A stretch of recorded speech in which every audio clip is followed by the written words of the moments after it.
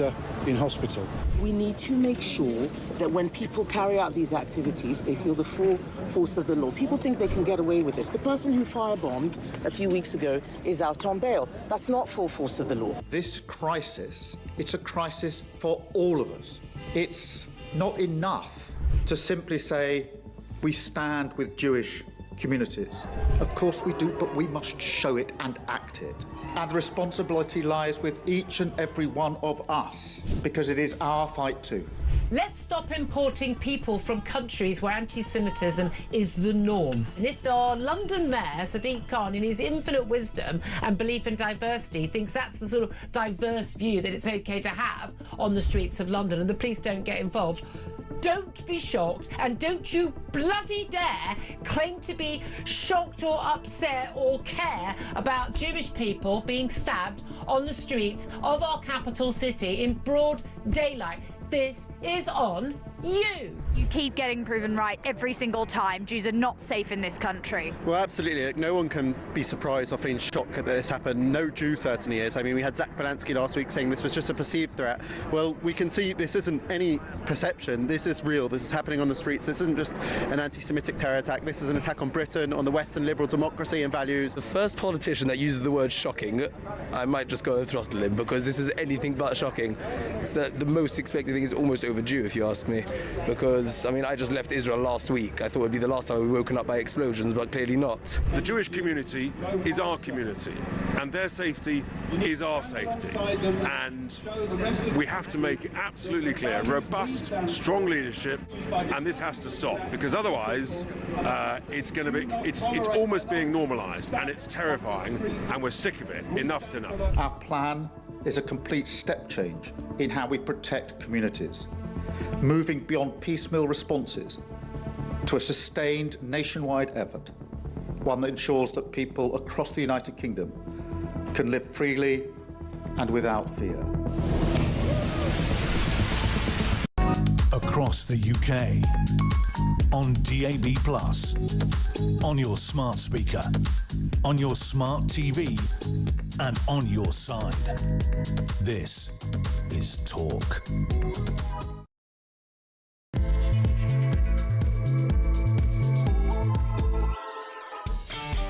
And good morning. Yes, welcome UK. It is the home of common sense. It's a bank holiday Monday and the heat wave is on.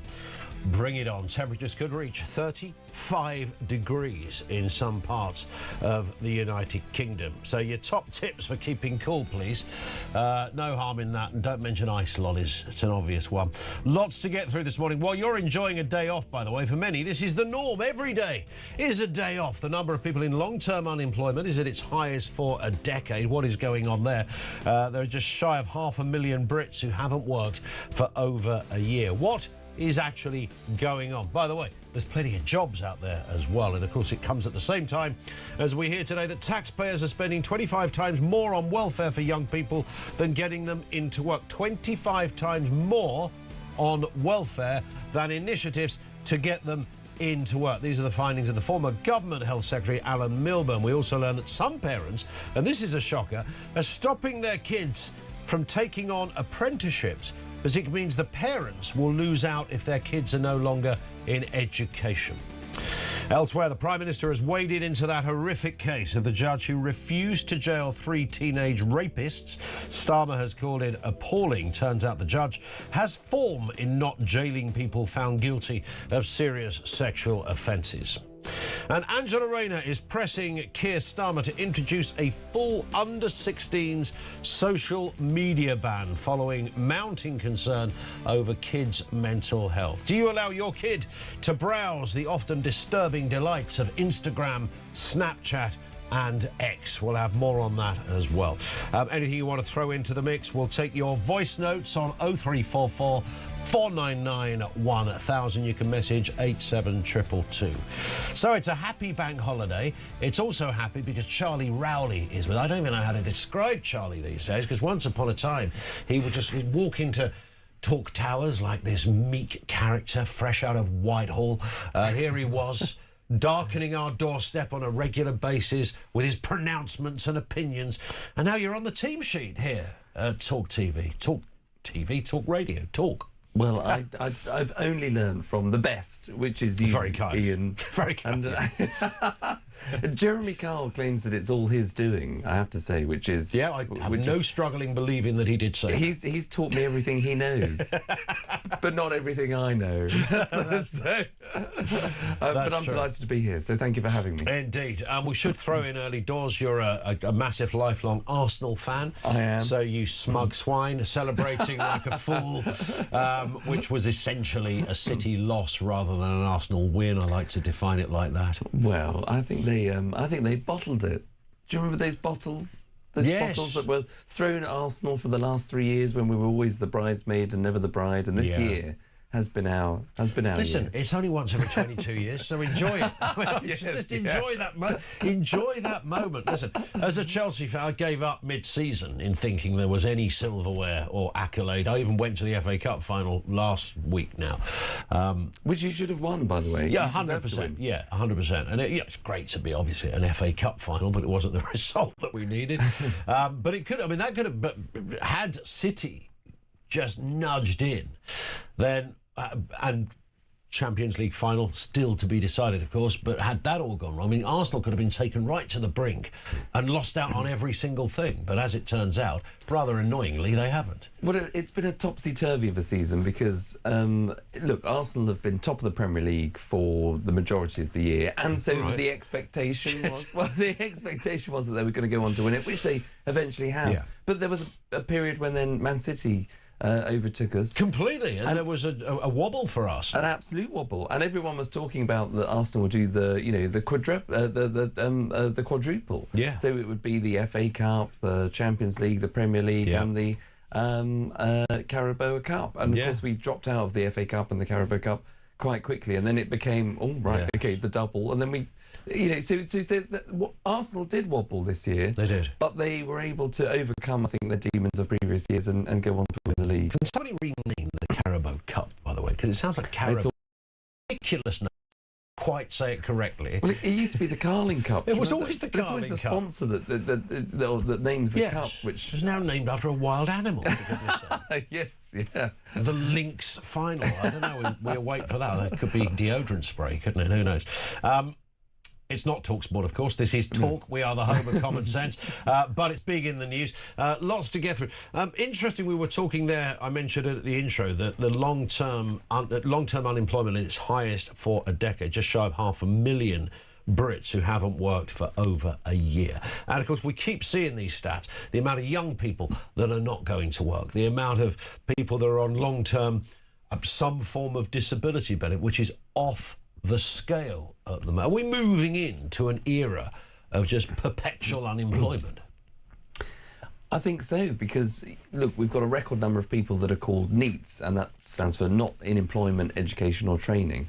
And when you have young people who are either going to, where there's more people going to university than ever before, but are saddled with all the debt that they have from university, when they're not having the employment opportunities at the end of that, when they then end up maybe doing an apprenticeship, which is a good thing, but it might not be paid, or if they're doing unpaid work just to get the experience to put on their CV, to then have to, which is unpaid, to then have to tout that CV out to other employers to say, right, I've got experience in the workplace, so do employ me full time. It's a troubling time for young people, coupled with the fact that the government have slapped on national insurance contributions for businesses, which makes them now reluctant to employ more people because of the costs to business. I mean, it's the chicken and the egg situation. I was talking to somebody who runs a pub, quite a big pub. They don't own it; they manage it, but they're obviously responsible for recruitment and all that goes with it. And she was telling me that they're just constantly finding ever more imaginative ways to not employ someone. So splitting shifts, giving people different tasks, slightly reducing someone's time in that area so they can focus on that area, because the cost of bringing in, she said she could do with at least 2 extra people, but it's not going to happen. It's not going to happen because of the cost of employing someone. But I mean, what kind of mad world is that? Well, exactly. It's almost as if our government have no business experience. It's almost, you're absolutely right. And some would say that they haven't got any at all. You're absolutely right. But this is the other argument where there was the whole hoo-ha over 0-hour contracts, which I'm in favour of, because I think that benefits a lot of people that just want to work a certain amount of hours, that they want to be more flexible about those hours, and that can benefit students and younger people on one end of the spectrum. It can also benefit pensioners that have worked and retired but actually now want to come back in to earn a bit of extra cash and can be more flexible. But this government seems to be totally against that. But when they've slapped on taxes for business, when it makes it harder to recruit people because of that increase in national insurance contribution, the increase in national minimum wage, the increase in business rates, you want to be able to make sure that people can get those jobs on a way in which suits them. But as you say, this government doesn't seem to have any kind of business experience. Indeed, and the problem is when you have, I mean, I know she's not currently in the cabinet, but it's almost a dead cert. She's going to be in the next one, Angela Rayner. People like that who just have an intrinsic belief that if you own something and run something, you're therefore a rich capitalist who hates working people. Even if you've got like a little boutique shop somewhere flogging souvenirs, nothing grand, those kind of small businesses where your business rates are off the scale, your rents are off the scale, your energy bills are off the scale. You've got to work pretty much to about mid-November in a year until you start to make any kind of profit. So, but people like that, through the eyes of the likes of Rayner, are viewed as these entrepreneurs. They might as well be that Theo fella from Dragon's Den. It's like, no, these are not multimillionaires, Ange. These are just people running small businesses. Well, don't rule her out, because she could be still the next leader of the Labour Party. Oh, stop it, Charlie Rowley. Why would you bring me that news at 11 minutes after 6 o'clock on a bank holiday weekend? It could be true. I know. Suddenly Rowley plays the Rainer's going to be Prime Minister card. She could be. Feeling bilious. You never know. I mean, I know we can't go into too much depth about Makerfield because of Purda and broadcasting legislation. Are we in that now? But I think it comes... We're always in one of those things, aren't we? Welcome to North Korea, kids. We can't talk about who might win an election. Well, I know Tuesday is the real sort of cut-off, but even now we have to be slightly careful. But let's suppose if the thesis is, or the thought process is correct, that Andy Burnham, if he wins, the assumption that he'll go on to lead the Labour Party, bearing in mind his whole premise of standing in this by-election is to change the Labour Party. So one can read into that he just wants to lead it. Yes. But if he doesn't win, then of course there are still people like Wes Streeting that resigned from the government that wants to challenge the Prime Minister to take over the Labour Party and obviously become Prime Minister. Now, if Andy Burnham doesn't play a part in that, then there must be somebody from the so-called left that has to put their hat into the ring. And if it's not Ed Miliband, it would be Angela Rayner. So there is a prospect. It's a kind of curious... I mean, like you say, we can't dwell too much on individual candidates, but there are some specific elements outside of a by-election that make it of interest, because we are talking about potentially the next Prime Minister. But when you stand for a constituency... I mean, my MP, for example, is Laura Trott. Lovely Laura. Now, in fairness to Laura, she could have put a blue rosette on her greyhound and would have got elected, frankly. It's Sevenoaks, for God's sake. But I never heard her... Yeah, she was talking about housing and local potholes. She didn't once say, I'm going to change the Conservative Party if I win this constituency. It's a kind of an interesting, almost unprecedented pitch. It is, and it's... look, it'll be fascinating to how it all plays out. And, the idea that the candidate... I know we won't go into all the candidates, but, Andy Burnham tried to stand before in a by-election, which the Prime Minister... and the National Executive Committee of the Labour Party blocked Andy Burnham standing because they wanted him to remain as the Mayor of Manchester. They thought actually causing a by-election would be too costly. Losing maybe the mayoralty in Manchester and causing a by-election there would be too costly. All of a sudden, there's been a massive U-turn. Very unlike this government, making U-turns. But they made a U-turn and allowed Andy Burnham to become the candidate. And now the Prime Minister is saying he's going to go and campaign for Andy Burnham, who's basically said, well, actually, I want to change the direction of which you, Prime Minister, have been leading us in. I mean, it does scream a bit of a farce. And I don't use the word psychodrama lightly, because having been a Tory special advisor in the last Conservative government, I know a thing or two about psychodramas, which is why the general public you must voted have had some great psychodramas. Well, that's why the Tories were voted out so resoundingly in 2024. Lots to get through. We're also going to ask the question, does Britain have a worklessness crisis? You can message us on that. 87222. You can drop us a voice note, 0344 499 1000. Alarm Clock Britain are out in force this morning. This idea that it's a bank holiday, so no one goes to work on a bank holiday today. Loads of people go to work on a bank holiday. Lots of people work. They work while others play. So there's plenty of people today out in their vans, out and about, whether they're cleaning windows, painting houses, whatever. It continues. And many people kind of have to work on it, but the idea, especially if you're self-employed, of just taking a day off is a no-brainer anymore. So, but we have these curious figures that I mentioned there at the beginning, that you have just shy of 500,000 Brits who haven't worked in over a year. What the heck is going on there? Well, you know, people think it's beggars belief because at the same time you'll have more people that are able to, and the stories that we hear, you are able to earn more on benefits if you're out of work than actually working.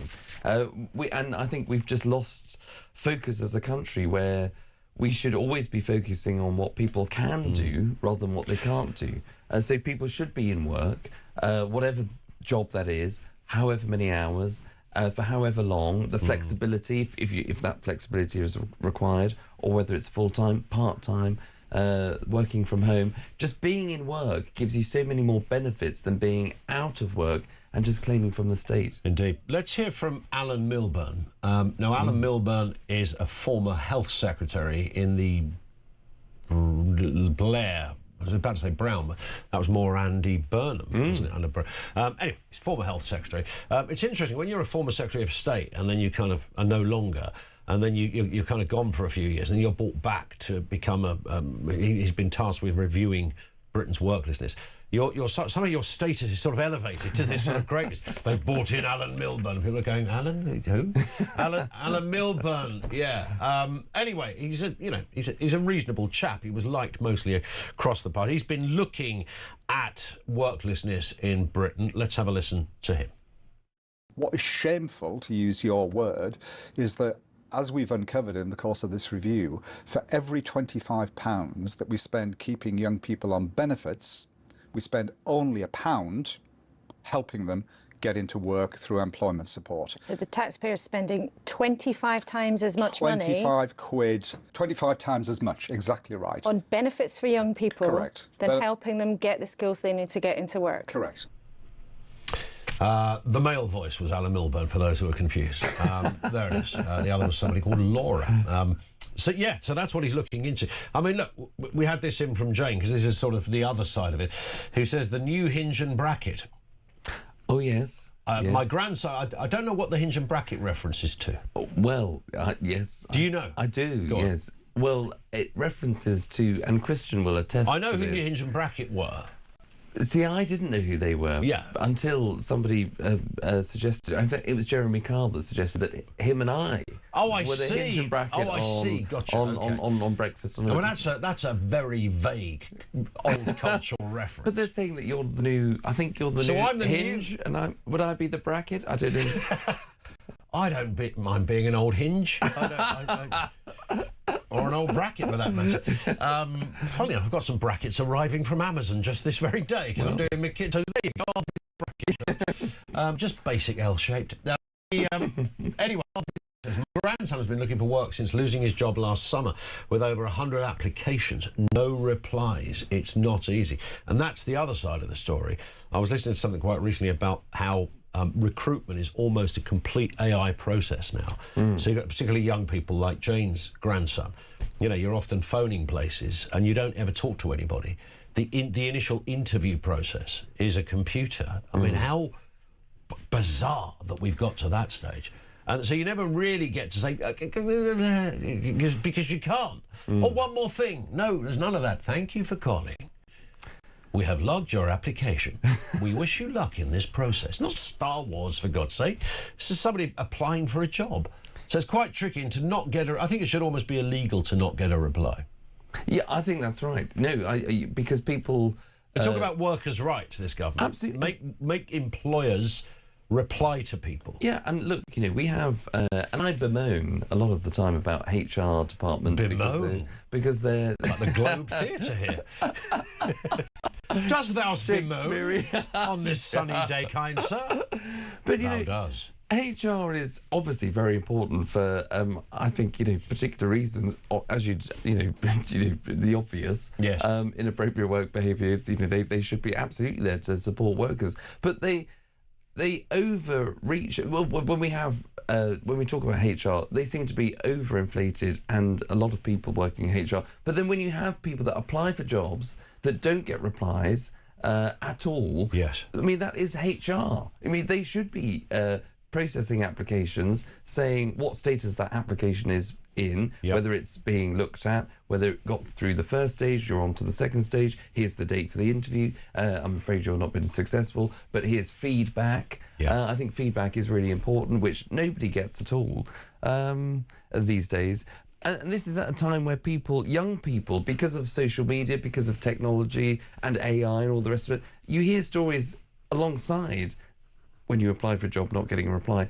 These are people also at the same time don't want to answer the phone. Yes. They have a fear of talking to somebody over the phone, because if a phone rings, the anxiety kicks in, thinking, that they might be in trouble, because everything is done through texting, messaging, online. Somebody told me that, I don't know if this is true, that young people don't know where the answer the phone button is on their own phone. Yep.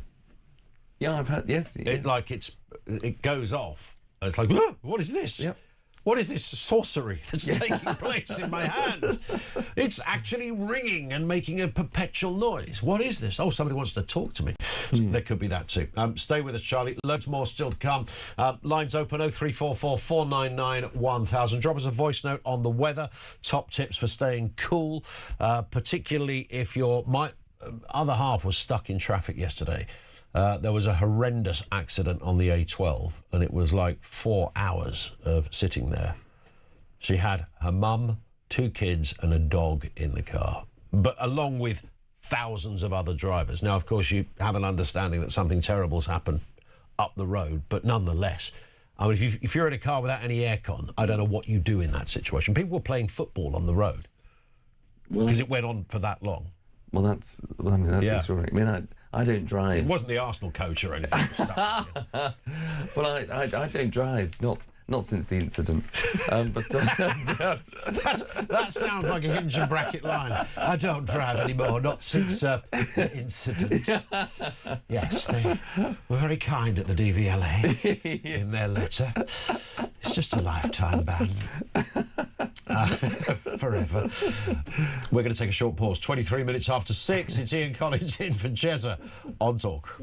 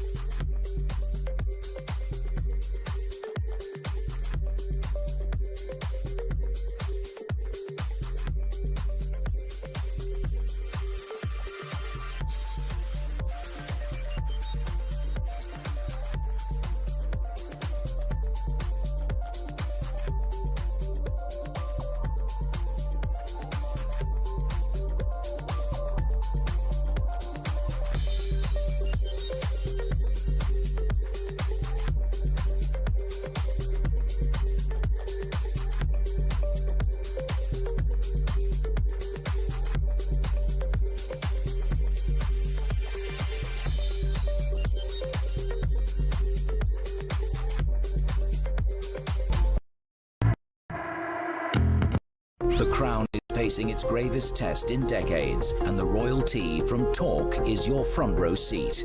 With royal reputations under pressure and probing questions about public trust, we unpack every twist and revelation with the biggest names in the business. From the throne room at Buckingham Palace to a mansion in Montecito, we follow every royal ripple. Never miss a moment of The Crown in crisis. Subscribe to the Royal Tea from Talk on the app or wherever you get your podcasts.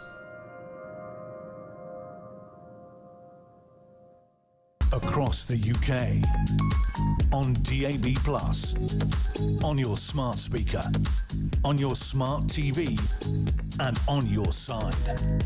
This is Talk.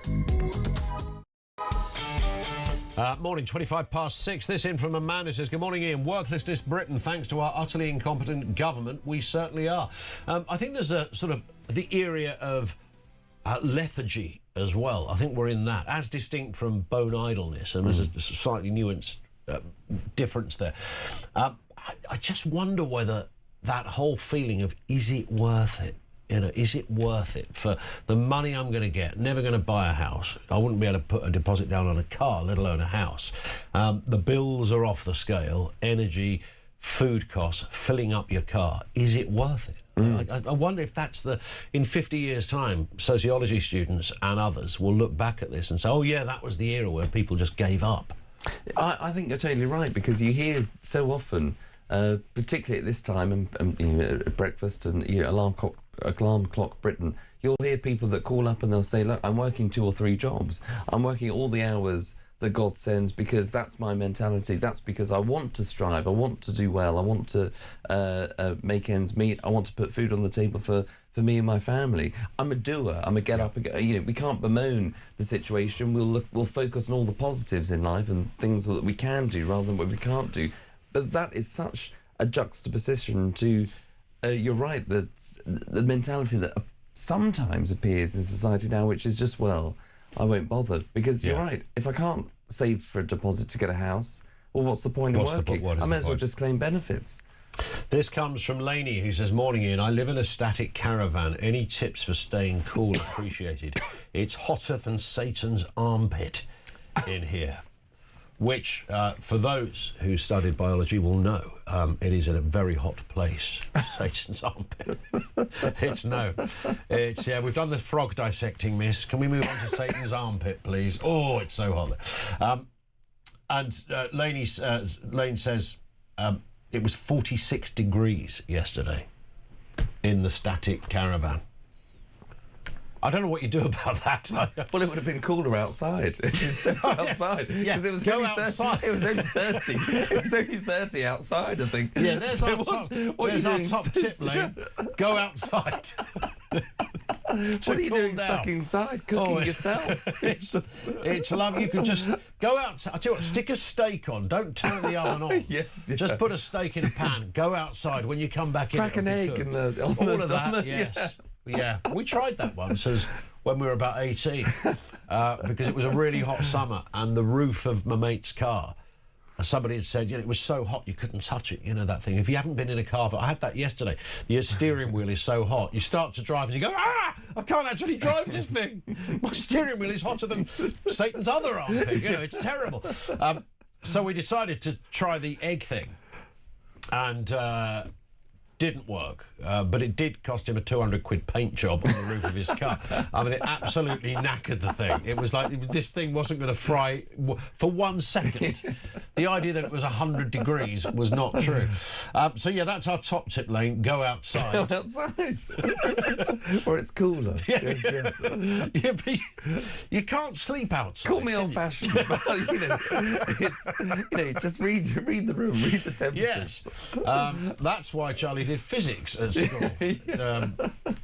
This from Dan in Kent. Morning, Ian and Charlie. We need the tax threshold pushed up from 12 to 15 and 1k on top every year to get to 20. Yeah, if you're on £20,000 or less, I mean, most people you shouldn't be paying tax.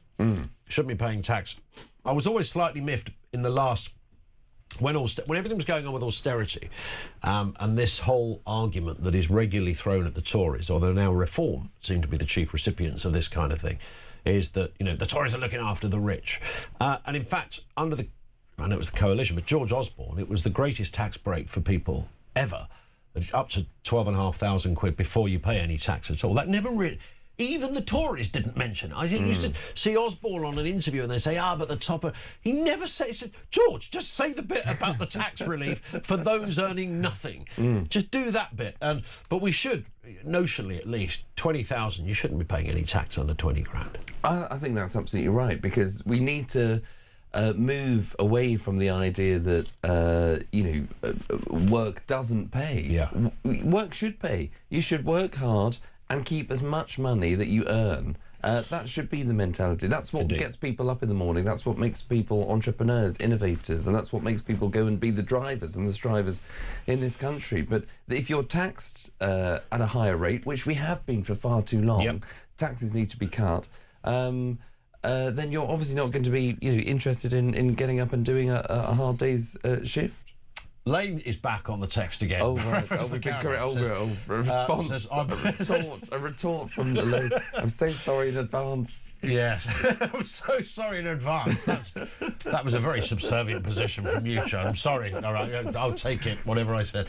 Says, I'm working from home, so I have to be in the static caravan. Charlie's not buying this because he's already probably... Can you work outside, can't you? I'm sure there must be... No, but the trouble is, if you're outside, you've got the sunshine. Whereas if you're... And the heat. If you're inside, you haven't got the sunshine, but you've got the heat. So, I mean... Could you... here's my tip. Could you go to a public building? There you go. Is there anywhere nearby this caravan that you could just... You're literally asking me. I don't know. No, I'm asking you through... I'm asking Elaine through you. Through you. Just buy one coffee in a coffee shop and sit there all day. There must be an answer. You can't... even if you're working from home in the caravan, there must be a means of being able to work outside of the caravan or outside somewhere more cooler. No, is she back again? Is this a third? Am I in trouble again? No, you're not. Is she bemoaning Christian, me? our producer, has just said it's static. She can't even drive to the coast. It's like, if it wasn't a static caravan, you could just hook it to the car, couldn't you, and go, I'm off. You haven't even got that option, frankly. This comes in from Bill in Romney, who says, a tip for older people. I don't know why this is... shouldn't be funny at all. It's not even funny. Wrap a wet towel around you. Wrap a wet towel around you and drink plenty of water is Bill's top tip for keeping cool. Now, the problem with that is, firstly, I'm going to question, where do you put the wet towel? Do you put it around all of you? Around your head? Do you sort of go mummy bound with the towel? Do you leave a gap for drinking? And of course, the cold towel becomes a hot towel quite quickly, doesn't it?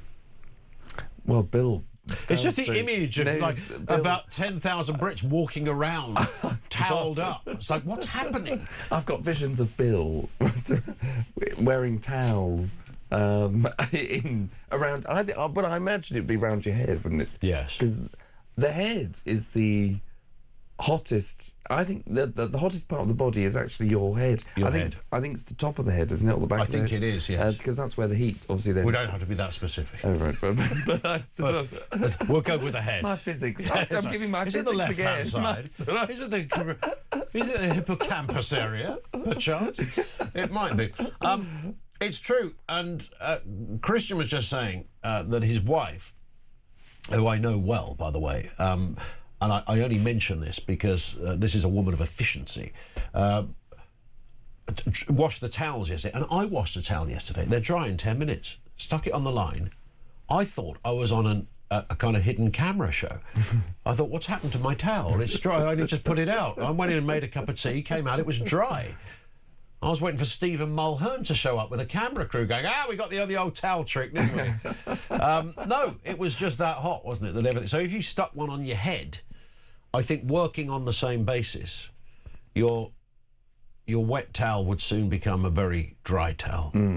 Yes. So Bill in Romsey, I mean, it's a suggestion, but I don't know if it's... It might not be the total answer, but drinking lots of water, I think, was his other suggestion, which is very important. Which is always good. Which is always good. But I'm keen for... I'm sorry to go back. I'm keen for Elaine to actually get out of the caravan and... Laney. Who? Laney. What did I call You said her? Elaine. Which arguably is probably Elaine. Well, it's a bit like my singing. I get all the right notes, just in all the wrong order. In the wrong order, yes. So with the spelling of her name. Charlie can't even be invited to the Talk karaoke nights, by the way. It's that bad, isn't it? I know. Yeah. It's... there are karaoke nights. I've not been invited at all. Oh, you're not? Yeah, we Where's HR? We were talking about Stephen says, caravan heat issues. A portable gazebo. Shade and outside. Well, that could work. Yes, yes. You could get, if you go down to like, you know, a B&Q or those kind of places. Because Wi-Fi extends to outside gazebos, of the, yes. to outside of a caravan. If You there's don't a see that gazebo on the next back to of it. your modem, do you? Will not work under gazebo-based conditions. Never seen it. Let's get a word on a more serious note, very quickly. A word from Lord Matthew Elliott. Now, Lord Matthew Elliott is the founder of the Taxpayers Alliance, and this whole thing that it's just dominating the headlines on a daily basis about taxation, income, outgoings in the welfare department, people not working. The whole thing is a flipping mess. Lord Matthew Elliott. According to Table 5 of the appendix to the OBR's report, the Treasury will collect £331 billion in income tax in the current financial year. But according to Table 4.6, we will spend £333 billion on welfare, a sum which is almost as big as the combined GDP of Scotland, Wales and Northern Ireland. In other words, we are now spending more to facilitate people not working through a raise in income tax from people working. That's a nonsense, of course. It's completely unsustainable. Your thoughts on that? 0344 499 1000. You leave a voice note there as well. Does Britain have a worklessness crisis? Top tips for keeping cool, particularly Lainey in the static caravan, who's absolutely melting over there in Essex. Doesn't know what to do. She's sans gazebo. Maybe I think perhaps the coffee shop. You know, go to or a public building with aircon might be an idea. No, I agree. Or Bill's suggestion, just cover yourself in wet towels. Cover yourself in wet towels. Go mummy bound. That could be the answer. 0344 499 1000.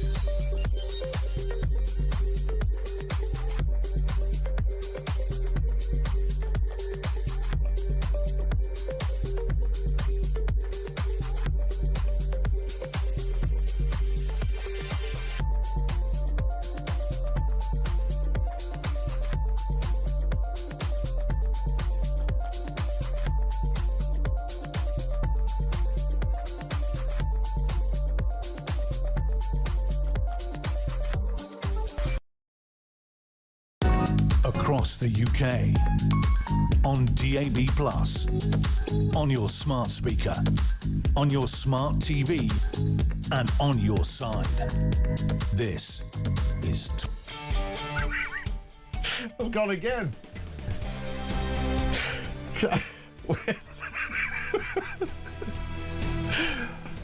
Christian, why did I agree to do this anymore? I'm clearly surplus to requirements. I can't hold a sentence together. Can we have a bit more music, Mark? Cliff in Berkshire says a wet towel and lots of water. Sounds like waterboarding to me. It really does, doesn't it? Cliff. We don't want to kill anybody off.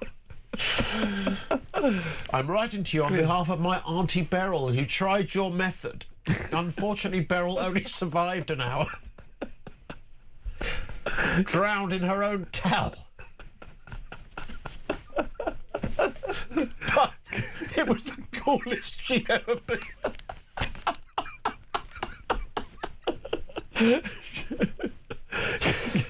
Somewhere she'd have wanted to go.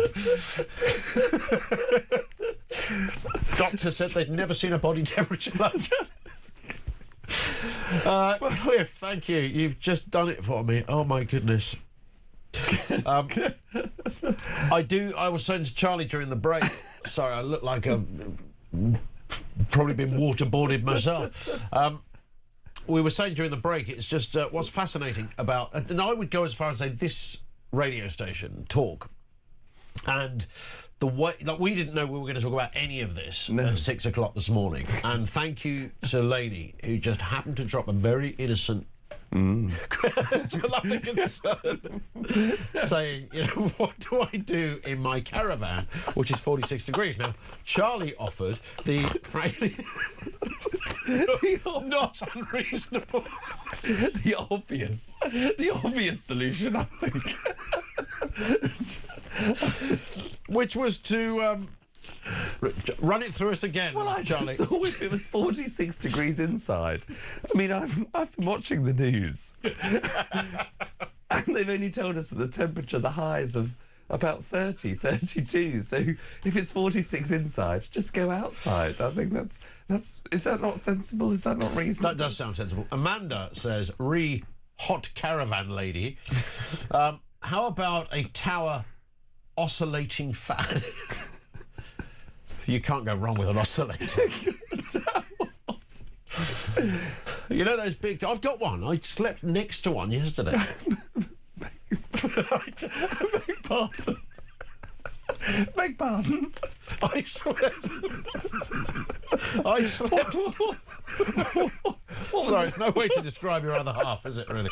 I slept next to a tower oscillating fan.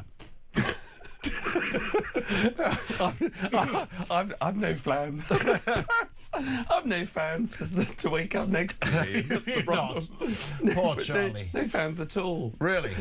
Only Christian, I think. Okay, you need to check out OnlyFans, because I'm telling you... Someone had to say it, because there's a lot. I wonder how much traffic they've had this weekend without realising it. Wow, all these people. Imagine the shock if you just wanted a fan. Oh, Lord, I've seen something terrible on the internet.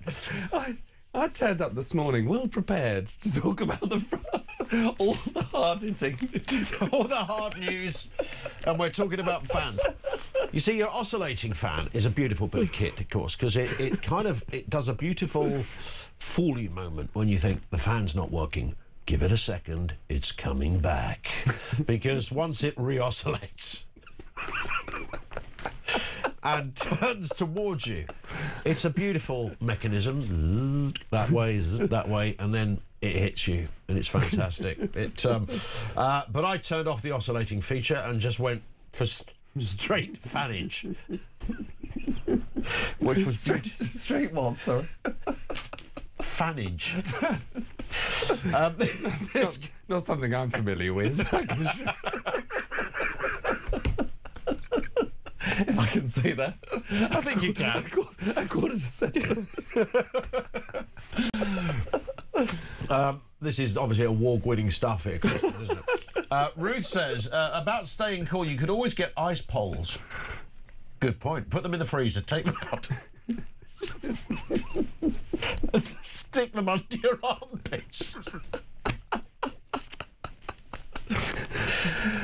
Is that for Satan? It's almost like we've got somebody from the Carry On team writing this show today. Stick them under your armpits, and if like me, stick them under your boobs. Let them defrost, and you then put them back in the freezer. Have a great morning. This is what we need. Well, this is... I don't know, I mean, without getting into the anatomical credentials of Ruth, or anybody else for that matter, but I suppose you'd have to be built in a certain way. So let's take men rather than, I'm sitting here as a bloke, rather than focusing on women. So if a man has man boobs, then stick them under your man boobs, I think is the suggestion from Ruth. Or under your armpit. If you're walking around the place, you've got 2 ice pops under your arms, a towel on your head. You're having a jolly good time. By the sounds of things. The gazebo on top of you. The oscillating fan in the corner. You're doing all right. You're doing all right. It's the heat, isn't it? It is the heat. It has a funny effect on. Max says, I think you will put the wet towel around your neck. That's where tennis players put their ice packs. They do that, yes. They do. But they do put the towels over their head as well. I've seen them draped. It's not illegal not to. So stop. There isn't a set routine in that respect. But yes. So feet in a bucket of water, says Vincent. Along with the aforementioned. Yeah, you could do that. This one on official advice for the nation. Well, I think if you employed all of those things, you would, if nothing else, be called. Be entertained. If nothing else. I mean, there might be a few curtain twitchers around. What's he doing at number 74? What's going on? He's got his feet in a bucket. What's he doing with that ice pop? Under his man boobs. Under his man boobs as well. Michael says, I'm now 75. I've seen many hot summers. It's simply do not go out in the midday sun. Close the curtains. Avoid alcohol and hot women, says Michael. I've no idea why the last piece of advice came there, other than the fact that your temperature could rise if you were it would be the sort of Sid James moment in Carry On Nurse, where the blood pressure machine explodes when Barbara Windsor walks in the room, which is a lovely moment. Jane says, I've got my fan out. Well, that's good, because everybody should. We're doing a quick break here, are we? Yeah, we're going to do a quick break. But don't worry, because we've got more fan news, cool down news, and there's also some actually serious news out there as well. If you want to voice note us your top tips for staying cool, I think we've done them all, frankly. Are there any more left? Find out next on Talk.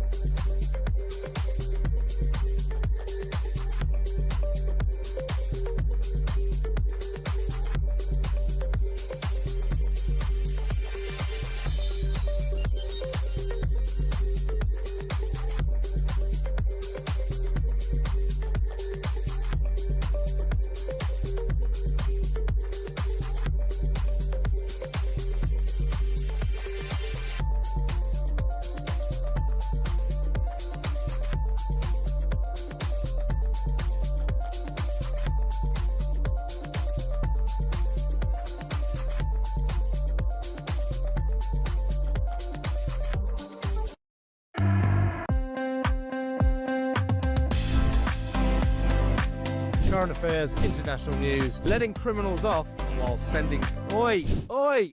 You shut up! I'm trying to record something. Stand by for 3 powerhouse hours of breaking news, challenging views. I don't give a flying damn about international law. I think people will viscerally reject this.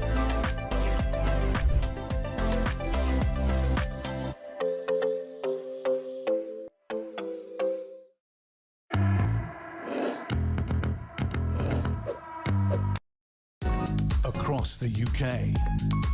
On DAB+, on your smart speaker, on your smart TV, and on your side. This is Talk. It is 10 to 7. This comes from Dave in South Gloucestershire, who says, "Morning, Ian and Charlie. We have a situation where more and more people, especially young people, are not working through choice or because of some minor issue that the government have allowed and deemed to be a disability. So the welfare bill is growing day by day.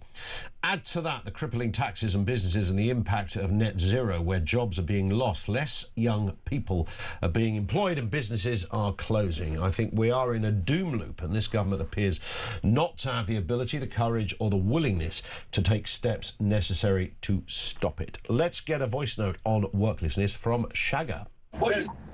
Good morning, Ian. Shagger here, truck driver, working like a dog, living like a dog, paying £320 a week in tax. My wages have gone down, not up, just to feed these disgusting creatures what don't want to work. And they rub it in your face as well. So here, that's how happy I am. All the best, pal. Nice show. Wait for Jens to get back so I can give him a rooster booter as well. All right, pal. Cheers. Good health. Ta-da. See you, Shagger. Thank you very much indeed for that. Working like a dog, living like a dog, he said. I mean, there is that feeling, isn't there, when you look at your wage slip at the end of the week or however someone's paid, and you think, hang on, how can that be the case? And then what you have got left, you're going to be absolutely royally stung for the audacity of trying to buy food or fill up your car. No, you're absolutely right. And look,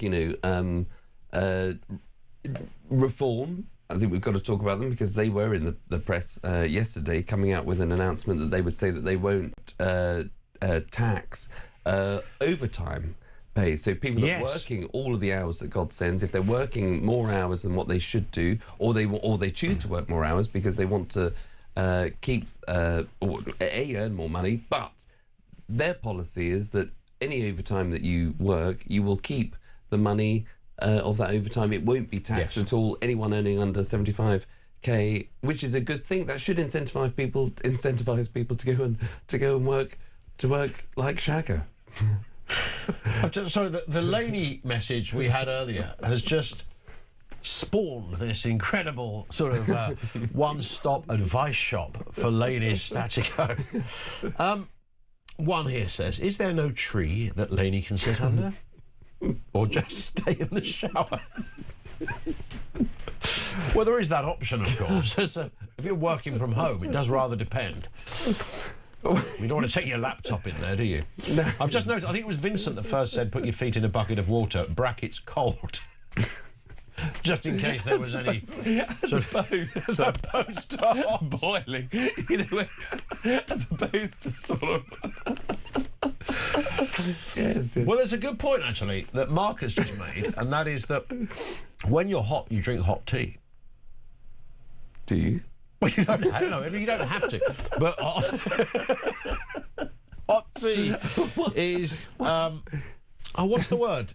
Having your thirst quenched. Some people what's the word? Some people have iced tea. You can have iced tea. Yes. I don't get the iced coffee people. Very strange breed. If I want a coffee, I want it to taste like a flipping coffee. Well, yes, yeah. Not a glass of juice that I might be... Do you know, it used to drive me mad as a kid when you went to someone's house. You go in and your mum and dad, and you're there, me and my sister turn up, and they'd say to my mum and dad, "Oh, cup of tea or coffee?" They look at us, go, "Orange juice," and I think, "No, I want a cup of tea." I was only 6. I was just into the idea of why do I not get offered a cup of tea? Yes. Well, you want to be. What kind of ageism is this? You want to be part of the setup, obviously. Or what the adults drink. You're absolutely right, but I still think. I mean, well, anyway, a tree outside of Laney's caravan. Yes. You never know. I keep thinking of that. What's that song?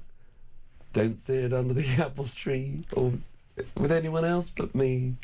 With anyone else but Laney. Yeah. There you go.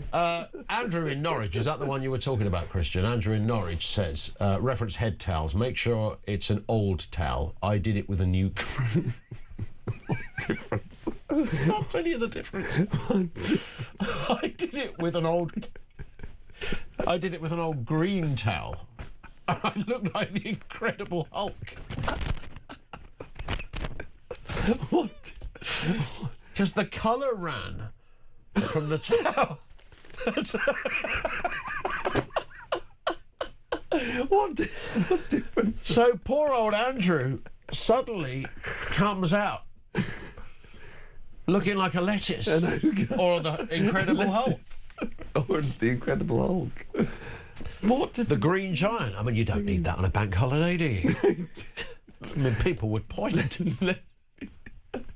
Lainey, take note of all of this, please, Yes, because we don't. I hope you've got a sensible moleskin, Lainey. You're noting this down. In fact, on the back of all of this, Ian, the only thing I can say to Lainey is probably stay inside.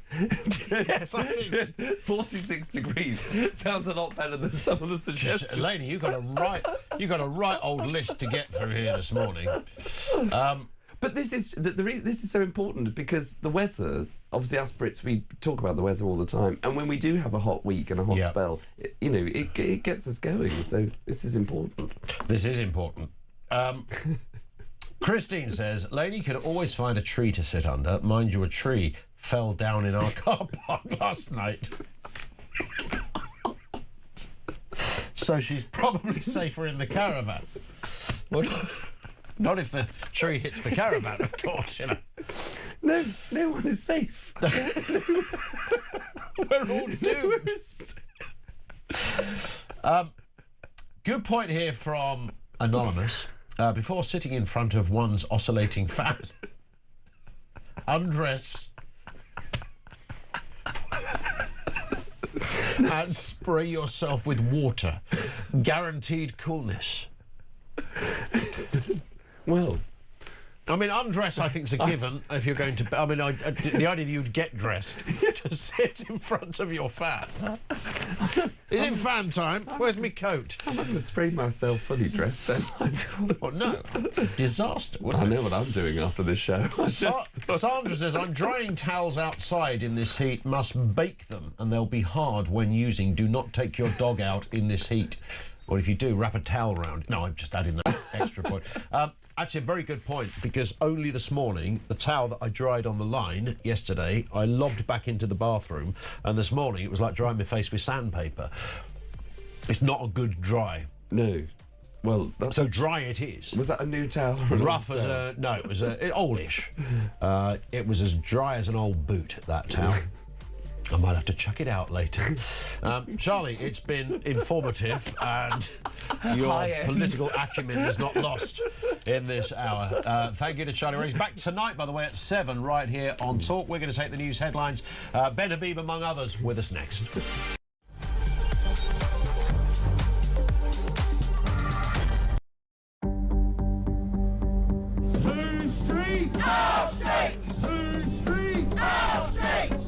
I've got some breaking news here. The Crowborough Army Training Camp could hold male asylum seekers all the way until 2030. Good. After the...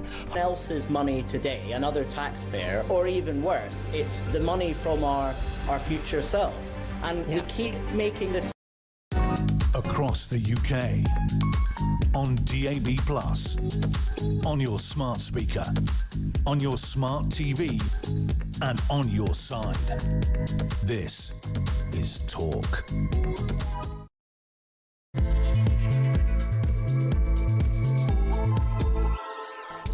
And good morning. Yeah, welcome back. Here's Ian Collins in for Jezza. Welcome, UK, to one of the, well, potentially the hottest day of the year. Could get up to 35 degrees in some parts of the country. We have spent... by the way, I was going to apologise for the last hour. It was very juvenile and schoolboyish, wasn't it? But we ended up riffing on a theme of how to keep cool, which sort of descended into a cross between a Carry On movie and an episode of Benidorm. It had all the right ingredients, including Charlie Rowley. So, yes, immature it was. Fun, absolutely. We might put that last hour in for an award somewhere along the line. Listen, it might be a day off for you. For others, a day off is a day off every single day. The number of people in long-term unemployment, is at its highest for a decade. So you've got just shy of 500,000 Brits who haven't worked for over a year. What is going on? There are lots of jobs out there. I'm not suggesting some people are not in a position where they can't work. We get that bit. 500,000. That doesn't include, of course, the other figure that's out there of disability payments, kids not working as well. We learn that taxpayers are spending 25 times more on welfare for young people than on initiatives to get them into work.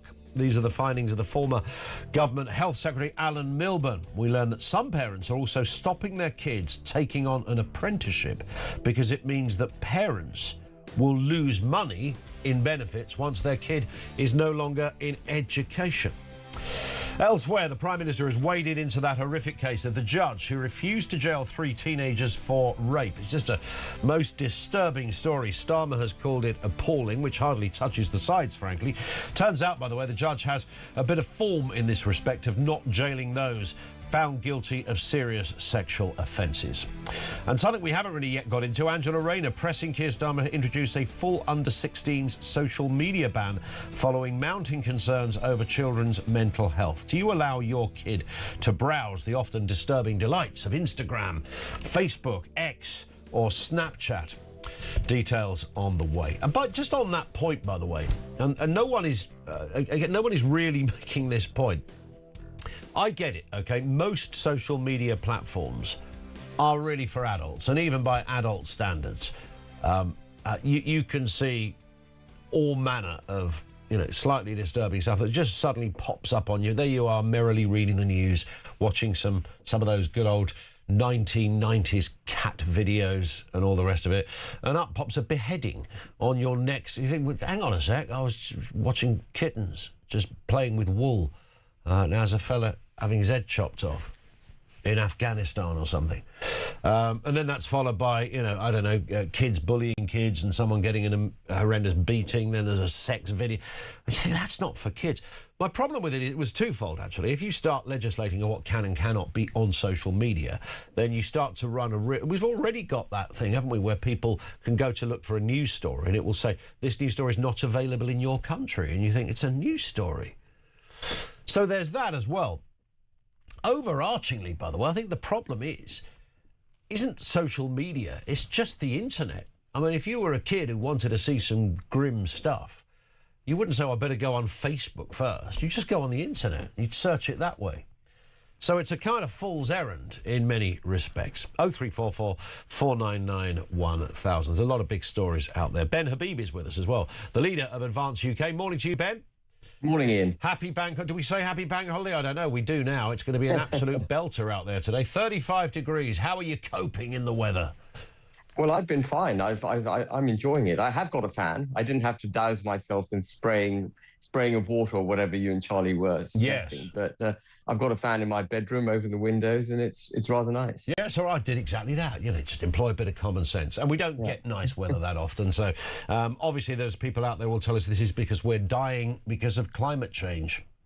Well, I mean, it took the climate sort of extremists about 5 seconds. The minute the heat wave broke, they were out in their numbers saying how this was going to be an absolute disaster. They just loved jumping on that bandwagon. I mean, as children, we used to just love it, didn't we, when the heat broke, when we eventually got a summer? It's been so cold recently, hasn't it, Ian? It's been cold. It's been horrible. And I was just thinking, covering for Jezza here on The Breakfast Show, when I did it, about 5 weeks ago, 6 weeks ago, something like that. The mornings were dark. I had a coat on. Today, none of that. I mean, it was just beautiful. It was quite nice. We don't get it very often, so lap it up. And I've no idea why suddenly every time it's a sunny or a hot day, it's transposed to be a climate crisis. I know. Can we have more of these crises then? Yeah, indeed. Since when? What level? Where are we, or where are these people on the intellectual scale that they will simply, as you say, in 5 seconds they leapt up? There's proof. Look, it's a sunny day. Well, always had sunny days, And as we get towards summer, I'm hoping we'll have more sunny days, Ben. Yeah, let's hope. Listen, we've got loads of other stories here, lots to get through. This business of worklessness Britain, there's many factors to this. There's obviously young people not working. There's the growing amount of people who are claiming some form of disability. I'll always put the caveat in because doubtless there's some people who just don't get it. Nobody is begrudging paying our taxes to help people who are disabled, who seriously need assistance. That's part of a civilised system. We get that. What we question, Ben, are the sheer numbers involved in these stories. The numbers are completely out of control. I think you touched on the long-term unemployed being 500,000, but actually we have 8 million people in this country on universal credit, 4 million of whom are not even looking for a job, don't even enter the unemployment statistics, because unemployment statistics only include those who are looking for a job. 4 million people on benefits, not even looking for a job. And then, of course, in amongst that lot, we've got 1.5 million foreigners who shouldn't even really be in this country if they're on benefits. We should only have people in this country from abroad if they're here on a visa and contributing to the British economy. And no, we've got a completely broken system, a welfare system that's out of control, that almost makes benefits a career choice, and a tax system that makes it very, very difficult to keep in your back pocket that which you legitimately earn, and an economy that's flatlining or decreasing in real terms, so that people are finding it increasingly hard to make ends meet.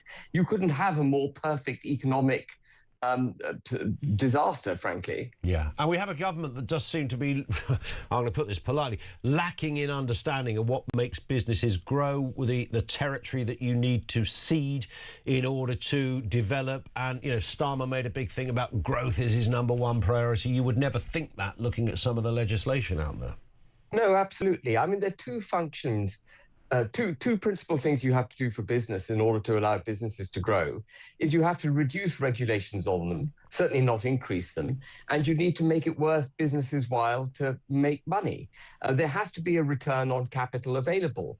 But if you increase regulations dramatically the way we have in this country, including, of course, net zero, which is born out of this climate ridiculous extremism, and you make everything very expensive for business, you require them to comply with all sorts of restrictions which foreign countries abroad are not complying with, and selling their goods to us under free trade deals.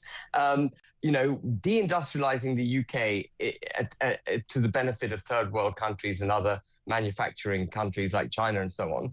If you do all of that, and then you tax British businesses as well, to the nth degree, you're going to end up with a lack of economic activity. I thought it was really interesting the other day that Reeves was saying that she was going to burden the fossil fuel companies with even more taxes in order to reduce the cost of living for those, for consumers. But they're already paying a 78% corporation tax rate. Correct. And, you know, it's absurd. They're not going to be able to make the kinds of returns that they need to make to extract fossil fuel from the North Sea. They're going to go elsewhere. So this is the damage we're doing to the UK PLC.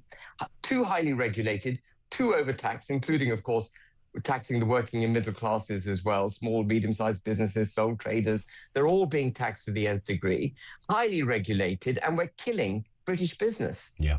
Well, of course, the problem is you're up against the heady intellects of people like Ed Miliband, and these people genuinely believe, it seems. I mean, if they don't genuinely believe it, it's a greater crime. You almost hope they do. But they genuinely seem to believe that they are saving the planet with all of this. And, you know, we are going to die unless they put these initiatives in. But even China doesn't think in this kind of curious, bizarre, statist way. No, not at all. I mean, China's very, very clear on its aims for its people. It recognizes it's got, 1.2 billion people, most of whom, below the sort of at or below the poverty line, and it needs to raise its people up. And so it's doing everything it can to produce cheap resources. China is going around the globe soaking up resources for the benefit of its own people. We, on the other hand, are turning our back on domestically available resources, making our energy incredibly expensive and making ourselves reliant on places like Qatar for gas, the US for gas, Norway for gas, when we've got masses of gas ourselves. No, the whole thing is an experiment in the destruction of the United Kingdom. Let's have a listen here to Lord Matthew Elliott, because this feeds in more than a little appropriately, Ben, to this wider issue of taxation and where money goes. And it comes back to the welfare system, not just the ineptitude, but the criminal goings-on in the amount of money that is spent in one area versus the amount of money that actually comes in from taxation. Lord Matthew Elliott, founder of the Taxpayers Alliance. Let's have a listen. According to Table 5 of the appendix to the OBR's report, the Treasury will collect £331 billion in income tax in the current financial year. But according to Table 4.6, we will spend £333 billion on welfare, a sum which is almost as big as the combined GDP of Scotland, Wales and Northern Ireland. In other words, we are now spending more to facilitate people not working through a raise in income tax from people working. I mean, this is unsustainable, Ben. I mean, that's just a fact, right? Something has to give. That simply, quite literally, cannot carry on. It is unsustainable. And as hard as it might be for politicians to bite this bullet, what they've got to do is slash welfare. We've got to slash universal credit on long-term unemployed. We've got to make it worthwhile for people to go into jobs by lowering their taxes, which we would then be able to afford having cut welfare state. We've also got to be tough on pensions. I know people go on and on about the triple lock, and is that something we need to get rid of? Actually, before we even look at the triple lock, I don't know if people are aware, but we pay pensions to people who've never paid into the NIC pot. There used to be a connection between having worked in this country, I think you used to get the maximum state pension if you'd worked for 35 years, and having paid into the NIC pot, you then get your state pension. But actually for the last few years, people who have been on benefits, never having worked, never having paid into the NIC pot, are now getting pensions on retirement. And people of retirement age who are on benefits get a top-up payment in order to make them come up to the same level as they would get if they had a full state pension. We are literally making ourselves a welfare state with a small private sector which somehow is meant to cope with everything that comes along. And listening to Andy Burnham talking about how he's going to tax wealth, how he's going to tax people who are making money not by labor, but by actually investing, it just makes you hold your head in your hands and think, what are they trying to do? How are businesses going to be able to invest if they know that the capital they invest is going to be taxed by people like Andy Burnham? There's a rejection of capitalism in this country. There's a complete swing towards welfare, full control of the populace by the state, a state interventionist approach to the economy, a turning of the state's back on those who work, and a turning on the state's back, and this is really important, on those who invest in the country. And you know, we saw immigration figures come down the other day. Do you remember that, Ian? Yeah. I think they were down to 171,000, and Shabana Mahmood was making a big thing of that. Actually, a significant reason for net immigration having come down was because we're losing more and more British citizens going abroad. And we're not just losing the richest in our society now, we're losing middle-income earners who can't make ends meet in the United Kingdom. They're leaving. We are literally denuding ourselves of our ability to be prosperous. We're denuding ourselves deliberately. Give us a word, Ben, on Advance UK. What is happening with your party? Are you expanding? Are there certain places you're not standing in? What's the state of play? We hear there's a lot of noise around reform and even restore. And I'm thinking of that by-election a few weeks away. Understandably, people say, well, what about Advance UK? You're going to be standing in that seat. What's the method that you're employing as you move forward? So we're not standing in that seat, and we have endorsed Restore's candidate in that seat. The right-hand side, the so-called right-hand side of British politics, has become slightly overcrowded since Restore Britain launched. And there was definitely a need. There was a crying out need for a political party I have to say so-called right, because I don't really believe in left and right. But, you know, there was a crying out need for a pro-British party to the right of reform, because reform had effectively become Tory Mark II. I mean, I don't really know what reform is. It's all over the place. But there was a massive gap to the right-hand side of reform. And Advance UK filled that gap. We were the serious principal party for pro-British politics. But with the emergence of Restore Britain, that landscape's become quite crowded, and Restore's got some significant momentum. So we're reflecting on precisely how it is that we go about our business for the benefit of the country, without simply being a political party for the purposes of existing as a political party.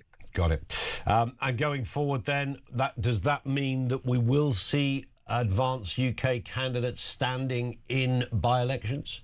Well, we're just reviewing our entire sort of raison d'etre at the moment, frankly. So that would put you... Would that mean you're more of a pressure group or a kind of an agitator? I say that not as a pejorative. In the conversation, are you likely to be looking more to Rupert Lowe and saying there's something we could do together here? Well, I think that what we've got to do is recognise what's required in order to make sure we get a properly pro-British government in 2029. And I think that's possible if there's one such party like Restore Britain to the right of reform.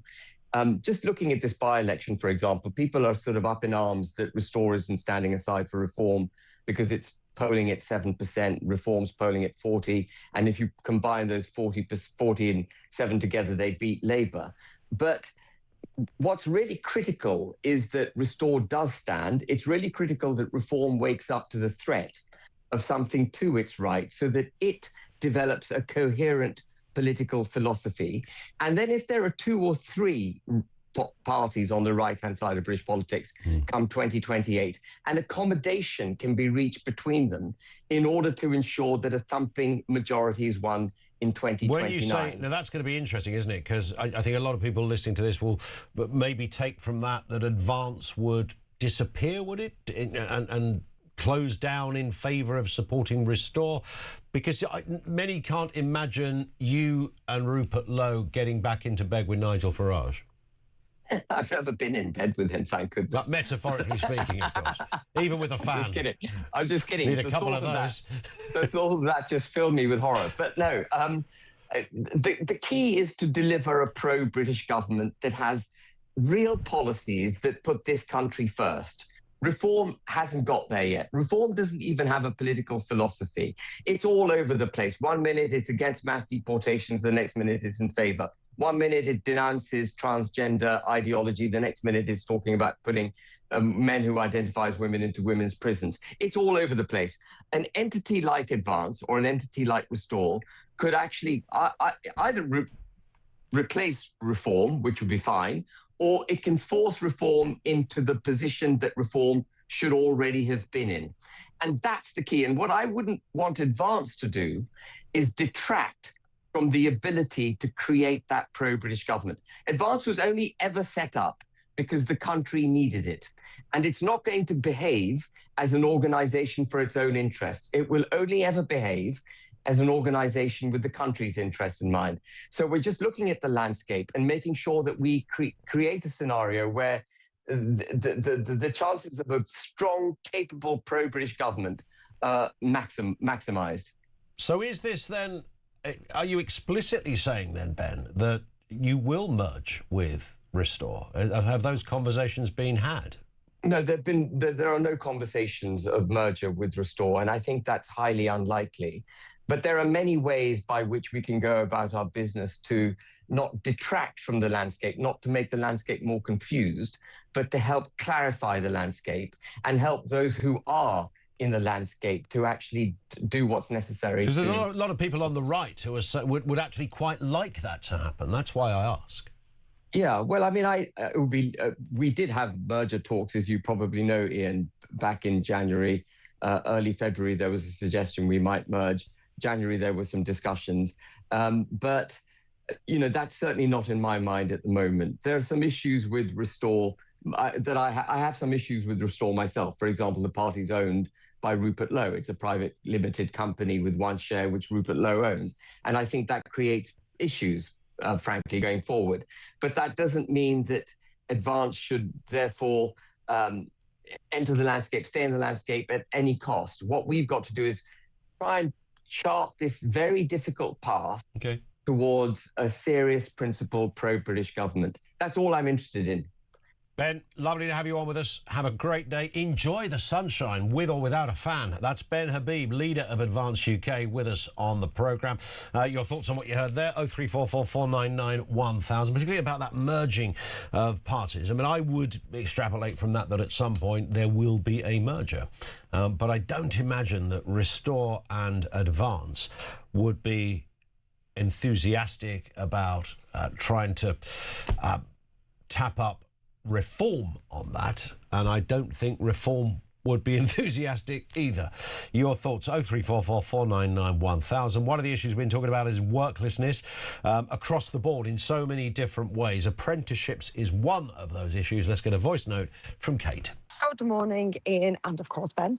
I shall try again, since the last hour kind of descended into towel-related hilarity. Regarding apprenticeships and people of teenage years not working. My son's just qualified a 3-year apprenticeship in metal fabrication and welding, fully qualified, no debt, more importantly. However, it took me, as a dedicated mum, probably over a year of persistent phone calls, mithering, emails to different companies. It's really hard to find a company to take an apprentice on. It should be made much easier. This notion of, oh, just get an apprenticeship is not as easy as it sounds. You don't just turn up and get one. That's the thing that needs to change. Anyway, thanks, bye.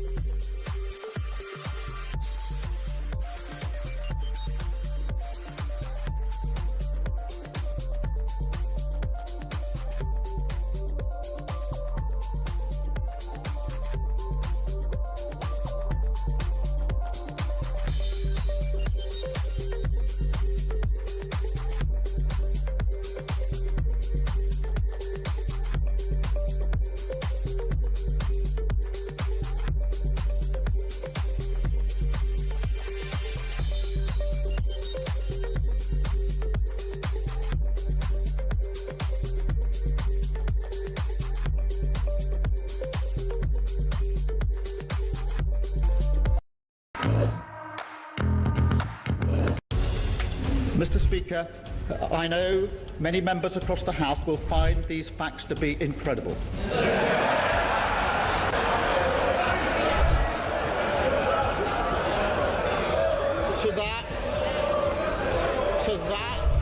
To that, I can only say they are right. It beggars belief that throughout the whole timeline of events, officials in the Foreign Office saw fit to withhold this information from the most senior ministers in our system in government. Across the UK, on DAB+, on your smart speaker, on your smart TV, and on your side. This is Talk. This is Talk. Welcome to the home of common sense. It's Ian Collins in for Jezza. It's a bank holiday Monday. It's already in the early 20s out there. It's only 7:30 in the morning, for goodness sake. Could get up to about 35. We have been exploring in the first hour, which did, by the way, descend into sort of juvenile hilarity. It was quite fun, and, you know, you don't always want to bog yourself down with the more serious news. We talked about fans and how fanage is the only way forward. Paul says fanage sounds like a town in Dorset. Really does, doesn't it? One comes in here from Natasha. He says, what's all the fuss about with the weather? I remember sitting in our blow-up swimming pool with the kids about 20 years ago, and the temperature was 38 degrees. There's always been hot summers or hot parts. Or what we never really get, like in Australia, if it's, I don't know, in June, you could, well, it wouldn't be June in Australia, but you take the point. At the beginning of summer, you could plan a barbecue for the end of summer. So I'm having one in 8 weeks, so book it in. You could never do that here, because in 8 weeks' time, it could be torrential rain and thunderstorms. So when we get it, we take it, don't we? We take it. And it is pretty darn hot. It's hotter than a lot of places that are meant to be perpetually hot. 35 degrees could be the top temperature, but wherever you are. Is there anywhere it's cold, by the way? Because we did ask this question last week, and somebody called us from, where was it? Somewhere in Scotland, and said they just put the heating on.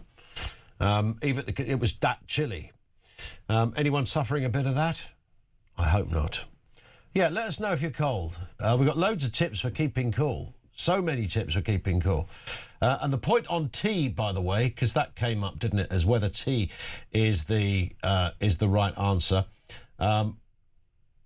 We had... I can't find it now. Anyway, we had one on... I'll come back to it, because there was all sorts of advice in there as well. Keep them coming in. Oh, yes, here it is. From Tony, Stoke-on-Trent. Morning, Ian. Happy bank holiday. To keep cool, people should drink tea. Yes, first it's a hot drink, but tea warms the inner body up, causing your body to trigger the sweat response. Tea really helps you to keep cool. As for towels, I never dry a towel on the washing line, always in a tumble dryer. This keeps them soft. And to get your rock-hard towel back to a nice soft towel, put it in the tumble dryer with a couple of ice cubes as well. Oh, no, that's an instruction too far for me. I'm going to lob it back in there, but it's true, if you stick towels on the line this time of year and it's really hot, they will end up looking more like sandpaper than a nice soft towel. Let's move to this story, because this isn't going away, and you'd be forgiven for thinking, what the heck is happening in Iran? Donald Trump says the US won't rush into a peace deal with Iran. This is as Tehran agrees to give up uranium and reopen the Strait of Hormuz. I cannot keep up with what is happening with the Strait of Hormuz. Is it open? Is it closed? Can some stuff get through? No stuff? Do you need a special ticket? Let's talk to Sean Bell, former fighter pilot, now military analyst. Morning to you, Sean. Always good to have you on with us. I think everybody's confused on this. It's almost... You'd be forgiven for thinking this Iran thing had kind of just stopped, almost. Yeah, good morning, Ian. Happy bank holiday. Ever since the ceasefire was put in place in early April, we've been in this sort of stagnation area where neither side seems to be able to make any progress. Both the Iranians have blocked the Strait of Hormuz and the Americans put a blockade in place. And all the agreements, what the positive what's happening at the moment, it does feel as if there are talks going on. The Pakistanis are mediating between America and Iran. The reality is we don't know the progress of that. There's lots of reports about the areas that are being agreed, and lots of that detail sounds really positive. I mean, it talks about opening the Strait of Hormuz. It's talking about sanctions relief. It's talking about potentially easing some of the frozen assets of Iran. But the harsh reality is the bottom line from America was always that Iran cannot have a nuclear weapon. And also they should give up all the enriched uranium. Now, so far, none of the details around that have been released. It does look like they're heading towards a sort of 60-day ceasefire and one single page of a memo of understanding, which won't actually solve anything, but might get the Strait of Hormuz open, therefore ease the energy crisis, but means that it might be weeks, months, or even years away before Iran actually agrees any of the detail around the nuclear program. And Sean, this is a long way off the original idea, which was that this would last a couple of weeks. The entirety of the Iranian regime would be removed. They would start rebuilding. This would become a country more in tune with what the 1979 intake would look for, if that makes sense. It was going to completely change, and you would have this secular, progressive, forward-thinking Iran back in play. And none of that has really happened. No, I do think there's been a degree of naivety around this. I mean, you'll remember the sort of context that President Trump went into Venezuela, plucked out Maduro in a sort of very, very efficient military operation, and therefore thought, you remember before the war actually started, there was an uprising or lots of unrest in Iran with lots of the Iranian people getting slaughtered by their own government. And of course, what Trump, I think, thought at the time was that if he went in there, killed the Ayatollah and some of the regime, that there'd be an uprising and he'd be fated as a hero. The trouble is, day one, day two of that 28th of February initial strike did take out the Ayatollah plus a load load of his acolytes. But of course, the leadership is like a hydra, and the son, Mustafa Khamenei, has taken over. He's been badly disfigured by all accounts, watched many of his family killed. He's therefore almost certainly more angry and dangerous than his father was. The regime is still intact. It is still strong. The people are not being liberated. And of course, the mistake then was to continue with a military campaign, which America did, which when I was in the military, we war gamed this, and it always ended the same way, with the conventional military getting smashed, but the Iranians controlling the Strait of Hormuz. Indeed. And I mean, the Iranians, they kind of had that Hormuz card to play all along in a way. Did they not realise it? Did they? I mean, it's become incredibly effective. I appreciate now that America have a dog in the race, but I mean, it's such a vital waterway in that respect. I'm surprised Iran didn't make more of it to start with.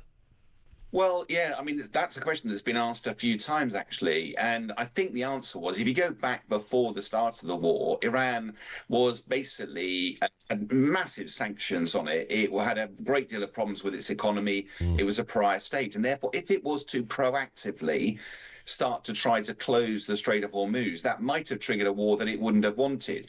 Once that war was imposed on it, all of a sudden it had been incredibly well prepared. It's been preparing for 35 years for this moment, with all of its missiles and its patrol boats and mines and everything. And now, where Strait of Hormuz wasn't an issue before this war, now it is. Iran has leverage. And I think one of the struggles for America here is that Trump kept talking in triumphalist terms. We're going to get Iran to capitulate. They're going to surrender. Far from it. They come into these negotiations with a lot of leverage, and that's uncomfortable for America. Indeed. Sean, great to have you on. Thank you for your time. Really appreciate that. Sean Bell, always an informed view. Former fighter pilot, now military analyst with us on the programme. 25 to 8. Let's get a voice note. This is on the right uniting, advance and restore. Spoke to Ben Habib a little earlier. Here's a voice note from Jane. Morning, Ian. Just going back to what Ben said about restore and not standing down their candidate. There's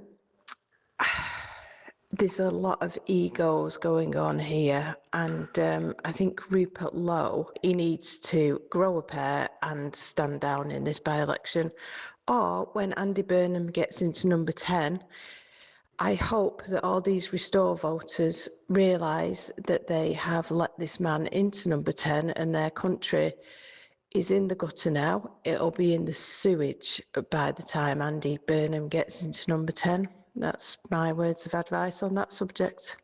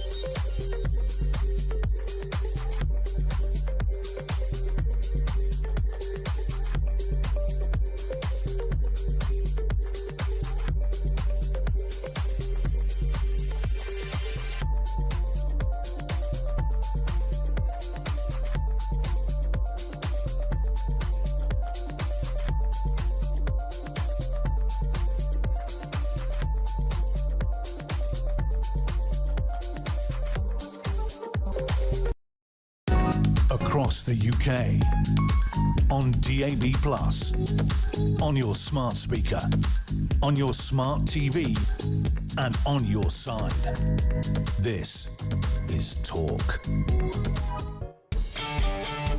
It is Talk. Good morning. Welcome back. The home of common sense. So much to get through. This one from Zoe in Lancashire. Now, this will mean nothing to many of you who've just tuned in.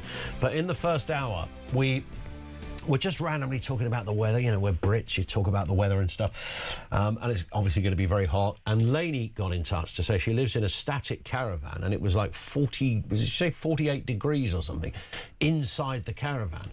What advice? Well, I didn't know it was going to open up the floodgates with so much advice. From the serious to the slightly more amusing. Zoe in Lancashire says, caravan lady, as Lainey has now become known, if she's near the beach, she could dig a hole and bury herself up to the neck with a wet towel on her head. The sand will keep her cool. Make sure you aren't expecting visitors, though, as it might take you a while to climb out. It's a great point. Of course, the other problem, Zoe, I love the advice, by the way, is that Lainey is working from home, and I'm going to deduce from that there's a laptop involved in the process. And how do you bury yourself as well? I mean, you can only go so far, can't you? You can really only go up to the top of your chest, leaving your arms out, or one arm out at least. It's a time-consuming process, I can tell you that much. 0344 499 1000. Mick says, why are you guys freaking out about 93-degree temperatures? That's old money, of course. In Las Vegas, Nevada, it's 98 in a few weeks, 110. What is that, 45? You English! Yeah, I mean, that is hot. Even people in Las Vegas would go, it's hot. But I get it. Dave says, I think actually most people are embracing it. But if you're a country that's not set up, and the obvious one is aircon. Now, if you're in Las Vegas, there will hardly be a building you could go in that wouldn't have aircon. It'd be all over the place, everywhere, including homes, of course. Dave says, just heard that consideration is being given to give families on benefits even more money, not to discourage their youngsters from taking apprenticeships. Does this government have no other answer to any issue other than throwing money at it? I mean, this was an extraordinary story. It's you'll see at the front page of the Times this morning that families on benefits could be paid hundreds of pounds a month to stop them, as Dave just said, from discouraging their teenage kids from taking on apprenticeships, because ministers are considering grants in cases where those aged 16 and 17 can cause their parents to lose money because they've left education. So the benefits the parents get continue while the kid's in education. So the kid goes, Mum, I've got a great apprenticeship. It's a brilliant one. It's going to be the start of a new career. And the mum goes, no, you don't. Now we're going to lose 20 quid a month or whatever it happens to be. That's an outrage. That should not be where we're at. 0344 499 1000. Let's speak with Mike Neville, retired Scotland Yard Detective Chief Inspector, friend of the programme. Morning to you, Mike.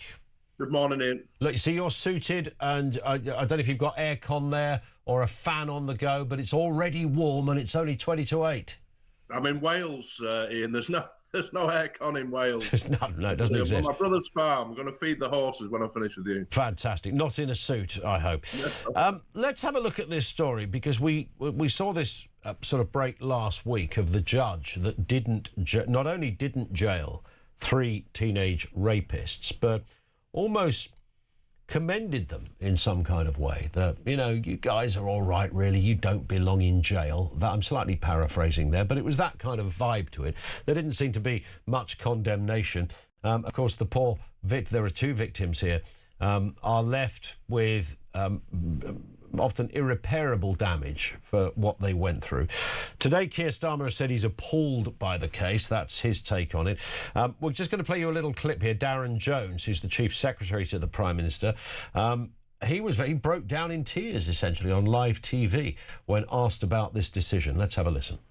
As a minister, I'm not allowed to get ahead of the Attorney General's decision, but those girls deserve justice, as do their families, both for them, but also for other girls that are put in that position. And quite frankly, other boys need to know that they can't behave in that way and get away with it.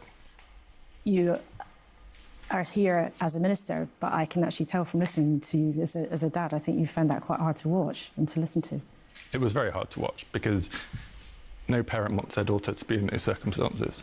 And you don't want a society in which girls are growing up in those circumstances. And he was referring to this clip. Have a listen.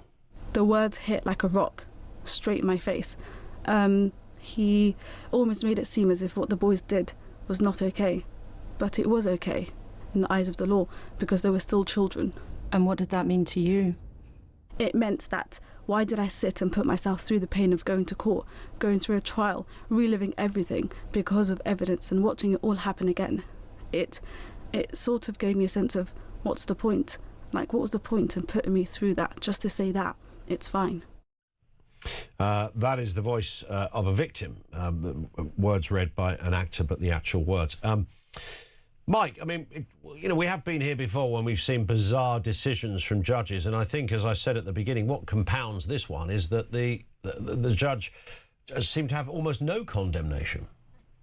Yeah, it's absolutely bizarre, isn't it, Ian? The whole situation here. And I think it's part of the wider liberal establishment. This is a terrible case, but it's like many other cases. You have, the minister sort of breaking into tears there, but you have Lammy saying that, who's the Deputy Prime Minister, there shouldn't be any prison for people under 18. You've got the Greens saying there should be no prisons at all. And the sentencing guidelines that this judge has used will have been set by Conservative and Labour governments.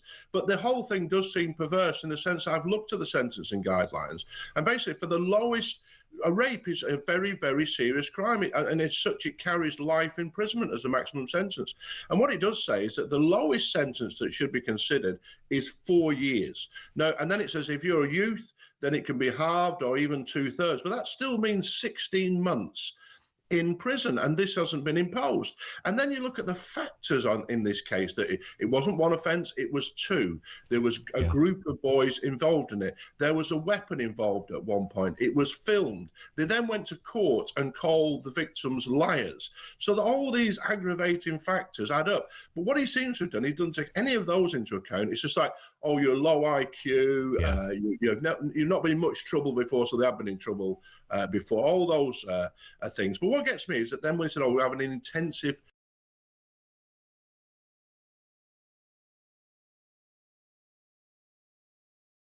people move. So they'll say, well, that's against my human rights because we're entitled to go where we want. And I think this is another indication of some form of two-tier justice because they were from traveller families. And there's all these things going on. But I just don't think the political class really wants these youngsters to go to jail. And it's a bit of a smokescreen what they're saying right now. Indeed, and we know this particular judge has a bit of form in this respect, Mike. There's been other cases of serious sexual offences where the judge hasn't jailed somebody. You do sort of wonder. I mean, those that are caught, with child pornography on their phone, for example, almost never get jailed now.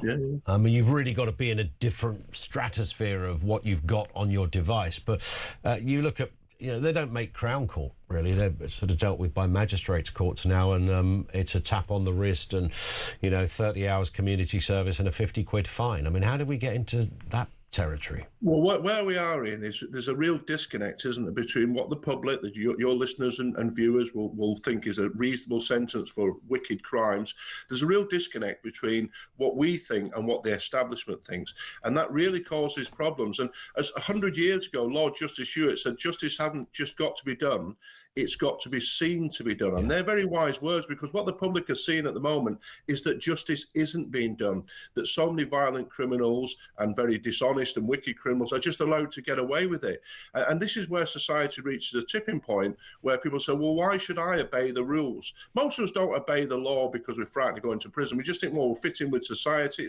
It's wrong to rape people. It's wrong to steal things because you're impacting on other people. But when it comes to the point that, well, that person steals all the time and there's no consequences to this, other people are going to start thinking, well, I'll do the same. And this is a real bad situation for the society to be in. Indeed, and I don't know whether it gets any better, because the front page of the Daily Mail, soft justice makes police caretakers for criminals. Police will be caretakers in community for criminals under Labour's soft justice reforms, a police leader has warned. This is Brian Booth, Deputy National Chair of the Police Federation, a man I know quite well.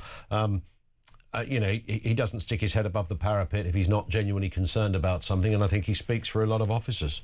What you have here, Ian, is you have people, you know, 10, 20, 30,000 people who are like these, what they call hyper-prolific criminals, these people who commit hundreds and hundreds of crimes. You know, they've got hundreds of convictions, for example, for theft. Now, we know the police solve 1% of theft, so anybody who's got 100 convictions has probably done 10,000 crimes. Yeah. And what you've got is a government now, and the Tories were going to do it as well, Labour, you don't get a year, you don't get a year sentence, and any sentence you get, you only serve 40% of it. So it's like one of those bizarre games where you're chasing, the police officers are chasing criminals, and there are lots of brave and hard-working officers out there. They're chasing burglars, robbers, thieves, rapists, whatever.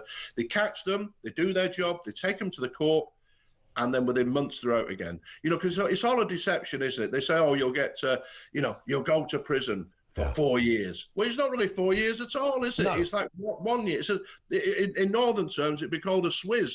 You know, it's an absolute trick on society, and we need to get back to honesty. But at some point, we've got to change this disconnect between what the public expects, what the establishment are doing. Indeed. Mike, thank you, as ever. Mike Neville, retired Scotland Yard Detective Chief Inspector, with us on the programme. Your thoughts on that? 0344 499 1000. You drop us a voice note there as well. And voice note us on all the big issues, whether it's about the amalgamation of the right, restore and advance. We spoke to Ben Habib, not quite ruling it out. But can you imagine that extending to reform? I think there'd be a right hullabaloo if that was... I don't think it would get to that stage. Even by 2029, do people bury the hatchet, as it were? And on the weather as well, top tips to keep cool. We did ask, by the way, if it's cold anywhere. And Gary on the Isle of Skye says, I'm out walking the dogs with a rain jacket on and a beanie hat and gloves. Gloves as well. This is Talk.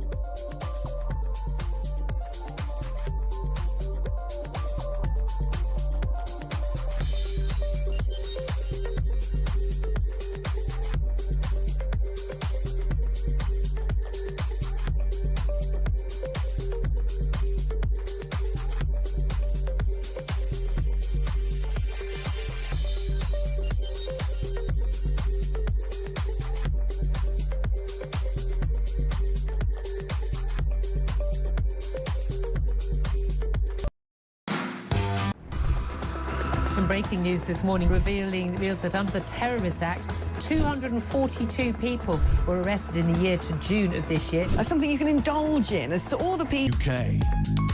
On DAB+, on your smart speaker, on your smart TV, and on your side.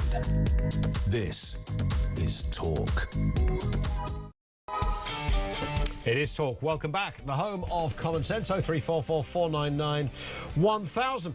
Huey says, I'm sick of these Farage reform anti-democratics saying that Rupert should stand down and it's all his fault. If Andy Pandy becomes Prime Minister, it's a democracy for goodness sake, and people are free to stand and vote for their candidate. That is true. And I would say that about any party, but I don't blame other parties from floating the idea. The Conservatives are the obvious. They can't stand a candidate down, can they? The subservient move from Badenoch to reform would be huge, and I don't think she can afford that.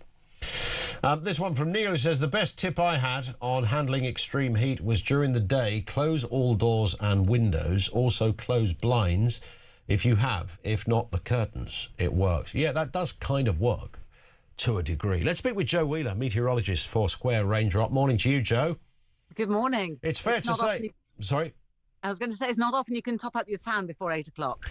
It's crazy, isn't it? We were just looking, at 7:30 this morning. It was 23 degrees outside this building. It's it is. There's no way around it. It's genuinely very hot today.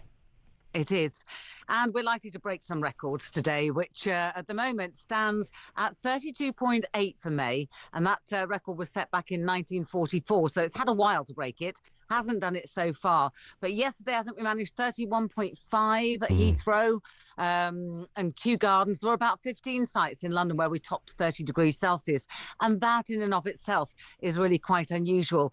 We're all aware, for some reason, that the UK HSA has issued an amber warning for heat. Yes. Now, that body actually is supposed to be for hospitals and nursing homes. It's not really for public delectation. But since they mentioned it, they usually work from the 1st of June till the 30th of September. They don't expect this kind of heat at this time of year, but have it, we have. And hopefully everybody's enjoying it and enjoying it safely. It looks like staying with us, certainly for the foreseeable future, into the south tomorrow. Meanwhile, parts of the country like Scotland and Northern Ireland, who've had a fairly dismal time of it so far, hated that story about the poor chap doing his dog walking in the rain. Anyway, yes, things should brighten up and warm up a little bit there today. But it's really these records we're going after, 32.8. The Met Office seem confident that we're going to break that record today, which make it the hottest ever day in May. You can't say May Day because that's confusing. We're also, I mean, you mentioned it's warm this morning. You're absolutely right. But how warm was it overnight? Official figures aren't yet in. But if anywhere in the UK maintained a temperature of 20 degrees Celsius, that would make it a tropical night. And we haven't had one of those. So that would be a new record in and of itself. So a tropical... say that again, Jo. What does it have to get to be a tropical night? I like this. It has to not fall any lower than 20 degrees Celsius. Right, and that makes it a tropical night. Yeah, I want to have a tropical night. Yep. And then we're also online for temperatures surpassing 33.3. Now, that would make it warmer than the warmest ever bank holiday, which actually happened to be in August of 2019, and that was recorded at Heathrow. So it's all to play for today, and the headline is 34. There's a 30% chance of seeing 35, so that would just break all records. So if you're doing nothing else today, just sit and watch the temperatures go by. Tell me this, I've never understood, and I'm sure there's a reasonable explanation, why Heathrow is ever a marker for temperatures, bearing in mind if you stand on runway 2 with 300 jumbo jets taking off, then it's always hot there, isn't it, even December? Well, yes, you think so. Apparently, these weather stations are very carefully located and monitored, which is why sometimes in your garden, you might find that you've had 38 degrees and they say, oh, well, that's not allowed because it has to be at one of the official sites. And when it's measured like that, then somebody has to go out and test all the instrumentation to make sure that that's OK. And I'm quite sure that, you know, if you've got weather stations close to airports of any description, that RAF or public ones, that, you know, those things are monitored, because obviously that would be silly if you're going to stick it on the end of the runway. I was going to say, you don't just stick a thermometer up the business end of a jumbo jet's engine, do you? No, that would just be too silly. I can see how that would be suspicious. Yeah, and of course you've got to remember that, you know, whenever we do measure temperature, it's in the shade. Yeah. So as I say, if you've got 38 degrees in your garden, you go, this must be the hottest place in the country. Possibly not, because that temperature should have been made in, you know, should have been measured in the shade. But then again, when you're thinking about going out and you go, oh, it's only 25, I'll be fine. Yeah. And then realise that when you're in the sunshine, it's actually a lot hotter than that. I know you're a meteorologist and not a doctor, Jo, but we've been talking a lot about cooling down and the best way to do it. We've had some very insightful and often imaginative suggestions, some very serious, often others like, you know, bury yourself in sand and stick a wet towel on your head isn't necessarily that practical. But, I mean, generally speaking, I suppose common sense usually prevails, but it's very easy to forget or not be in a place where you can employ common sense. I think that's one of the most difficult things. You know, it's a bank holiday weekend, half term is upon us. And so this is a time when traditionally families go away or people go day tripping. Now, of course, any of these things, you're risking a traffic jam. And, you know, a family of 4 stuck in a car with limited amounts of water, limited amounts of fresh air, and, you know, inability to move. That to me is like a holiday hell, just the worst thing in the world. Obviously, if you're at home, stay hydrated, you know, make sure that you drink plenty of water, squash, whatever it may be. I heard the recommendation about shutting the curtains. That does actually work. And I did the same myself the other day, shut the curtains early in the day. So that stopped the sun coming in. The room was, you know, dark and cool. And I mean, the other things, take tips and hints from hot countries. Drink a warm cup of tea. because that will help you cool down, bizarrely. And likewise, you know, maybe tonight's the night for a curry because that those very strong spices also help your body to cool. I love it. Good point, Joe. Thank you very much indeed. Is it curry night tonight? Tropical night, curry night. You know, we can mix the whole thing. Joe Wheeler, meteorologist for Square Raindrop. Thank you to her. 0344 499 1000. Howard says, please remind people not to walk dogs on hot pavements. It's true, their paws aren't so good. Somebody told me about a week ago, I think it was, that dogs, evolution will eventually prevail and dogs will have fingers and feet like human beings. So you can just lob a pair of little loafers on them. I think that's about 4,500 years away, though. Stand by, more calls. Great comment from you on the way. Some brilliant conversations to come. Let's get the news now. It's 8 o'clock.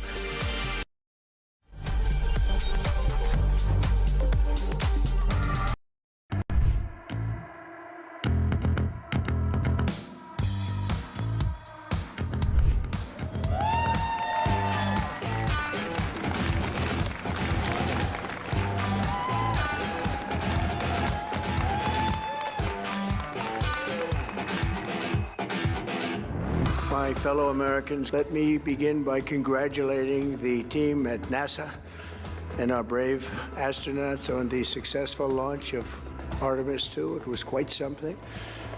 It will be traveling further than any manned rocket has ever flown and will very...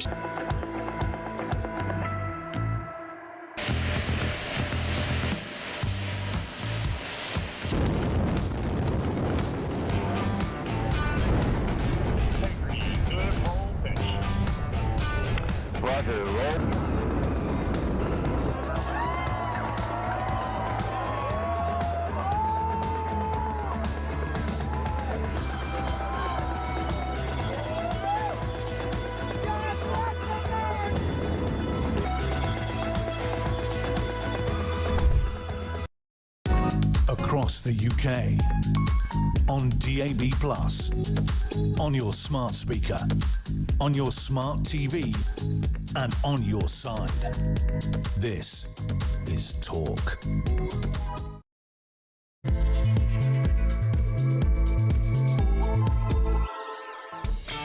Yes, good morning, UK. Welcome to Bank Holiday. Yeah, Heatwave Bank Holiday, possibly Tropical Night Bank Holiday. In most part, not the Isle of Skye, by the way, where it's still raining and a bit chilly as well, but it could get up to 35 degrees today. You're listening to Ian Collins in for Jezza. An awful lot to get through. By the way, while you're enjoying a day off, there are many... Well, this is the norm. Every day is a day off, and we're talking about the number of people on long-term unemployment. It's the highest for a decade, just shy of 500,000 Brits who haven't worked in over a year. What is going on?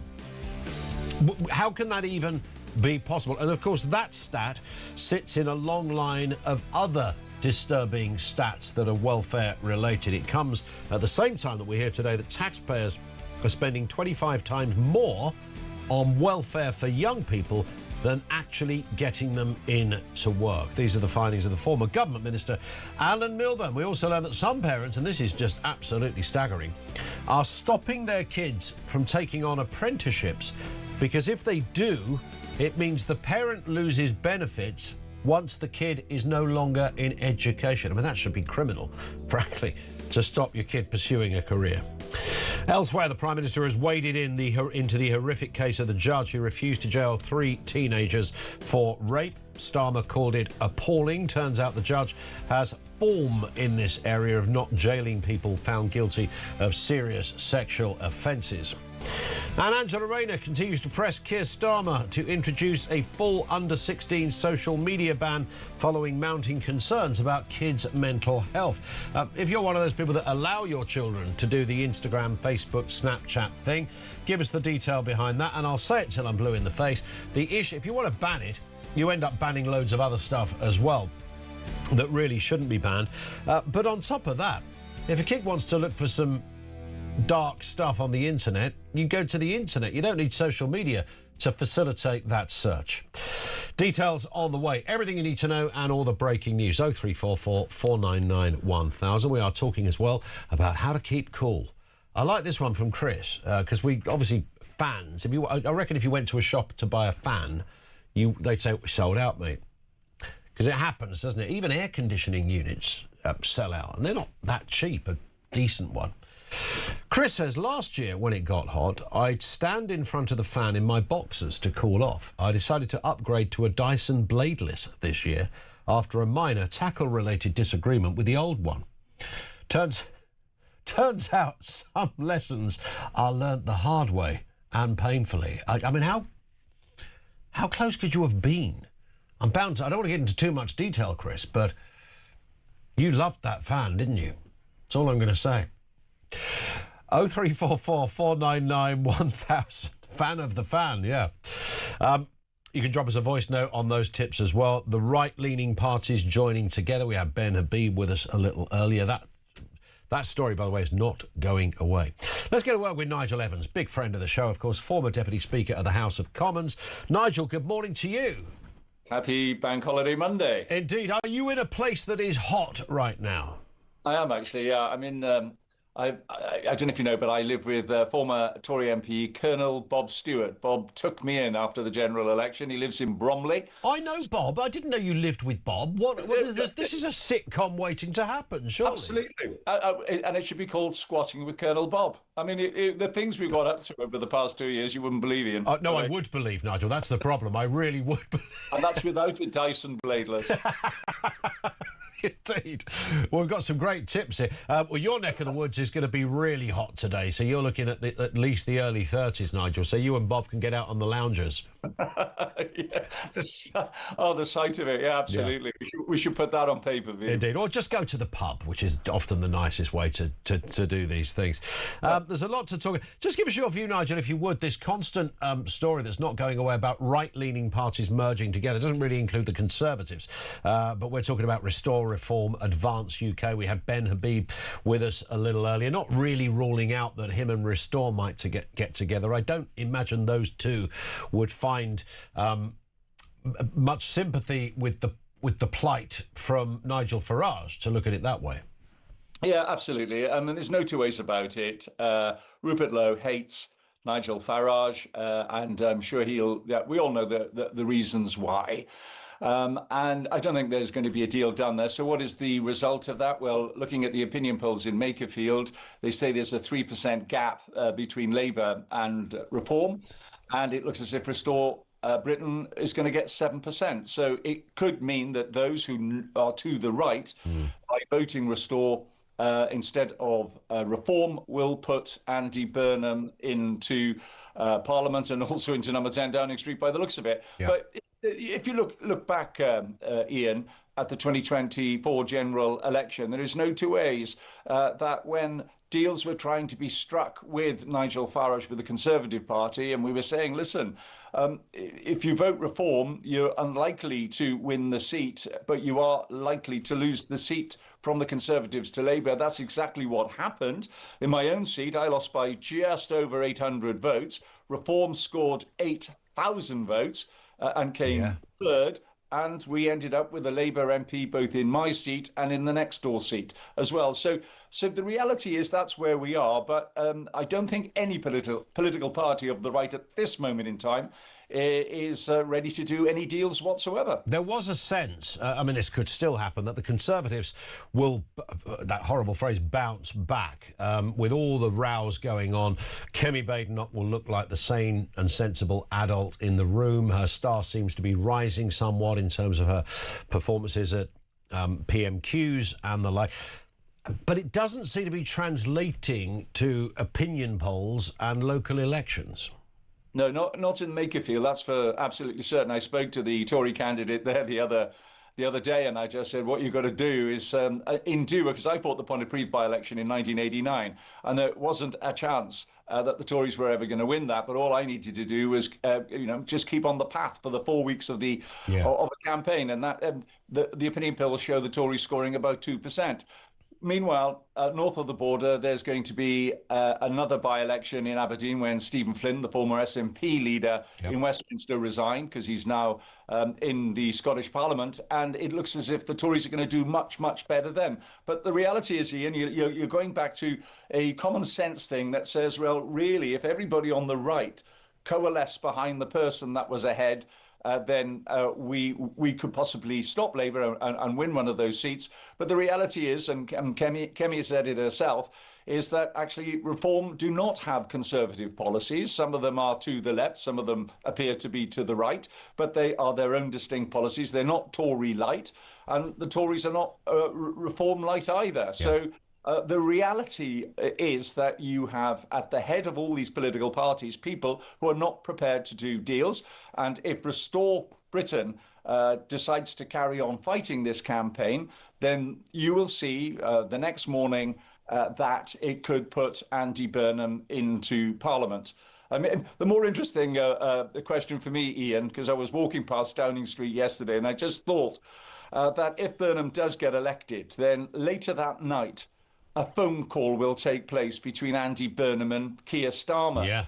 And the phone call will be somewhat similar to a hitman and the victim having a chat about how do you want to be taken out? Do you quickly? Do you want me to do it like overnight? Yeah. How do you want me to take you out of 10 Downing Street? Well, I was also wondering that. Could Starmer cut a deal with him and say, right, I know you're coming for me, but to slightly continue the hitman analogy, I know you're coming for me, Andy, but can you give me another year? How do you think that will go down? Like a bucket of sick. No, it's just simply not going to happen. Andy is coming into this Makerfield by-election after he said he would stick as the mayor of Manchester for a full term, so he's flip-flopped on that. And the only reason he's doing it is to get the keys of number 10. The King of the North is coming down to London in order to become Prime Minister. I've never seen a by-election like this. All by-elections sort of send signals as to what's likely to happen at the next general election. This one is completely unique in that what we're looking at is a small group of people in the north of England who have been, I got to say, ignored by political parties of every complexion over centuries. Yeah. All of a sudden, the eyes of Britain are upon them. And the good people of Makerfield, because my seat was just north of there, are going to be given the choice and the chance of deciding whether Andy Burnham will be the next Prime Minister, or if, for whatever reason, Burnham doesn't win, then all of a sudden, Starmer will see him being somewhat more safer in Downing Street. Yes. He's already a lame duck, but the lame duck could carry on maybe until the next general election, because there again, opinion polls show that the only person who then may be in the battle to get the keys from number 10 of Keir will be Wes Streeting, and all the opinion polls show that Wes could actually lose to Keir Starmer. I mean, what a kick to your own confidence. I mean, being Wes Streeting and knowing that you're going to lose to the man who has been the most unpopular Prime Minister since records began. So secretly, Keir Starmer must be hoping that Reform win that by-election. Deep down, listen, if he wants to carry on being Prime Minister, and we know he does, and all we don't know is why he wants to carry on being Prime Minister. True. Then yes, in his secret moments, he must hope that Reform are going to win that seat. I mean, it's an extraordinary situation that we've arrived in, and I've never understood perceptions and reality, because perception has a habit of becoming reality, of course, in politics. We saw it in 2024. Keir Starmer got into office. I'm scratching my head thinking, how did that happen? Well, yeah, because Tories, and others were fed up with the stuff. I understand that you might have been fed up. I don't know, as a Conservative, why someone would say, right, I don't like the party anymore, I'm going to vote for Labour. That, to me, is weird. How does that happen?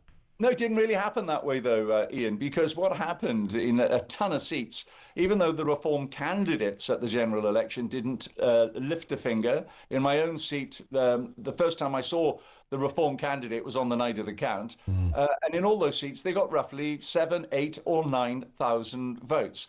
Then in every seat where there was a Tory MP at least, you saw the reduction in the number of people who turned out to vote. So in my own case, the people who stayed at home, who couldn't be asked to vote for anybody, they cost me my seat as well. So only 33.7% of those who voted actually voted Labour. They got a third of the votes, they got 2/3 of the seats. That is the reality. So he was already, he says he's got this great majority and I've got a mandate. No, you've got a great majority, you've got no mandate. Yeah.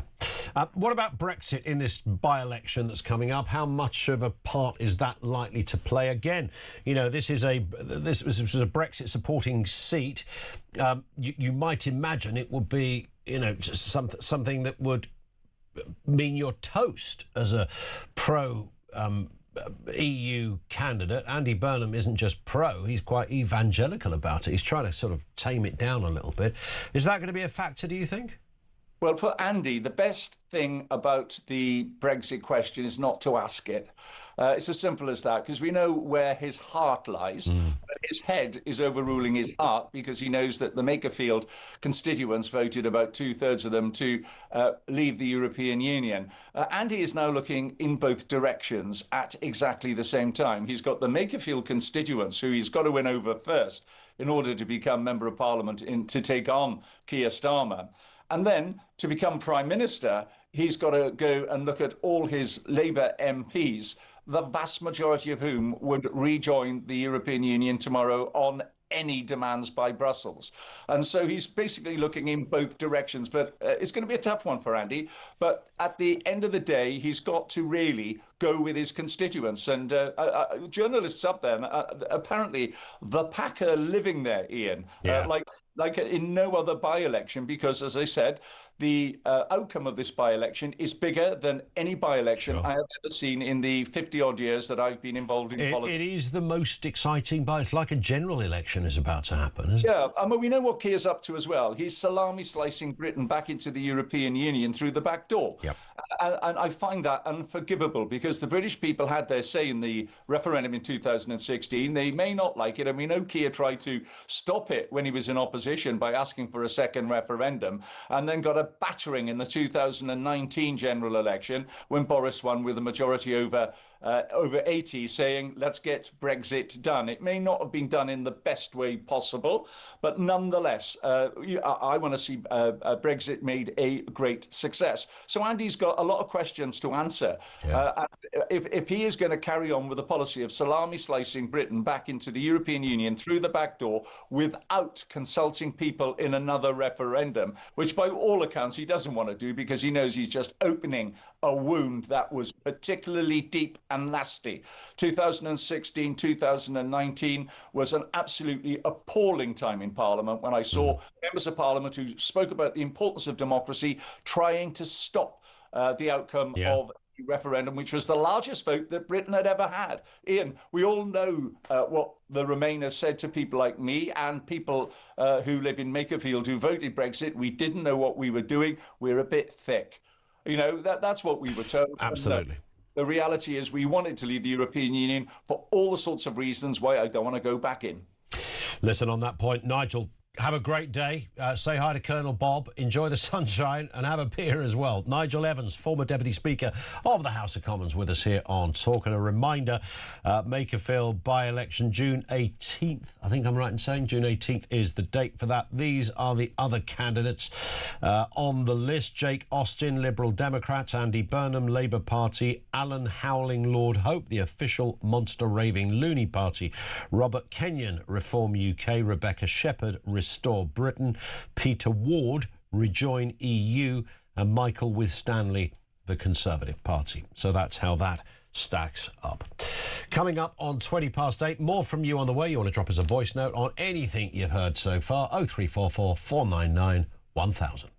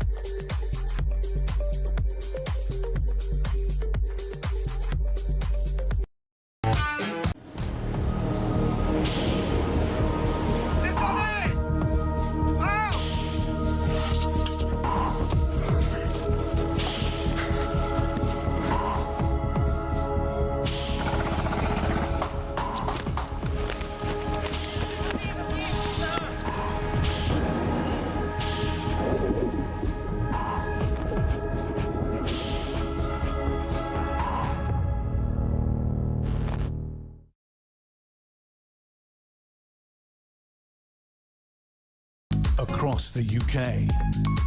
On DAB+, on your smart speaker, on your smart TV, and on your side. This is Talk. This comes from Anonymous. Thank you, Sarah, who says, this is about keeping cool. Fill a hot water bottle with 3/4 full of cold water, then freeze. When frozen, apply to any part of one's anatomy.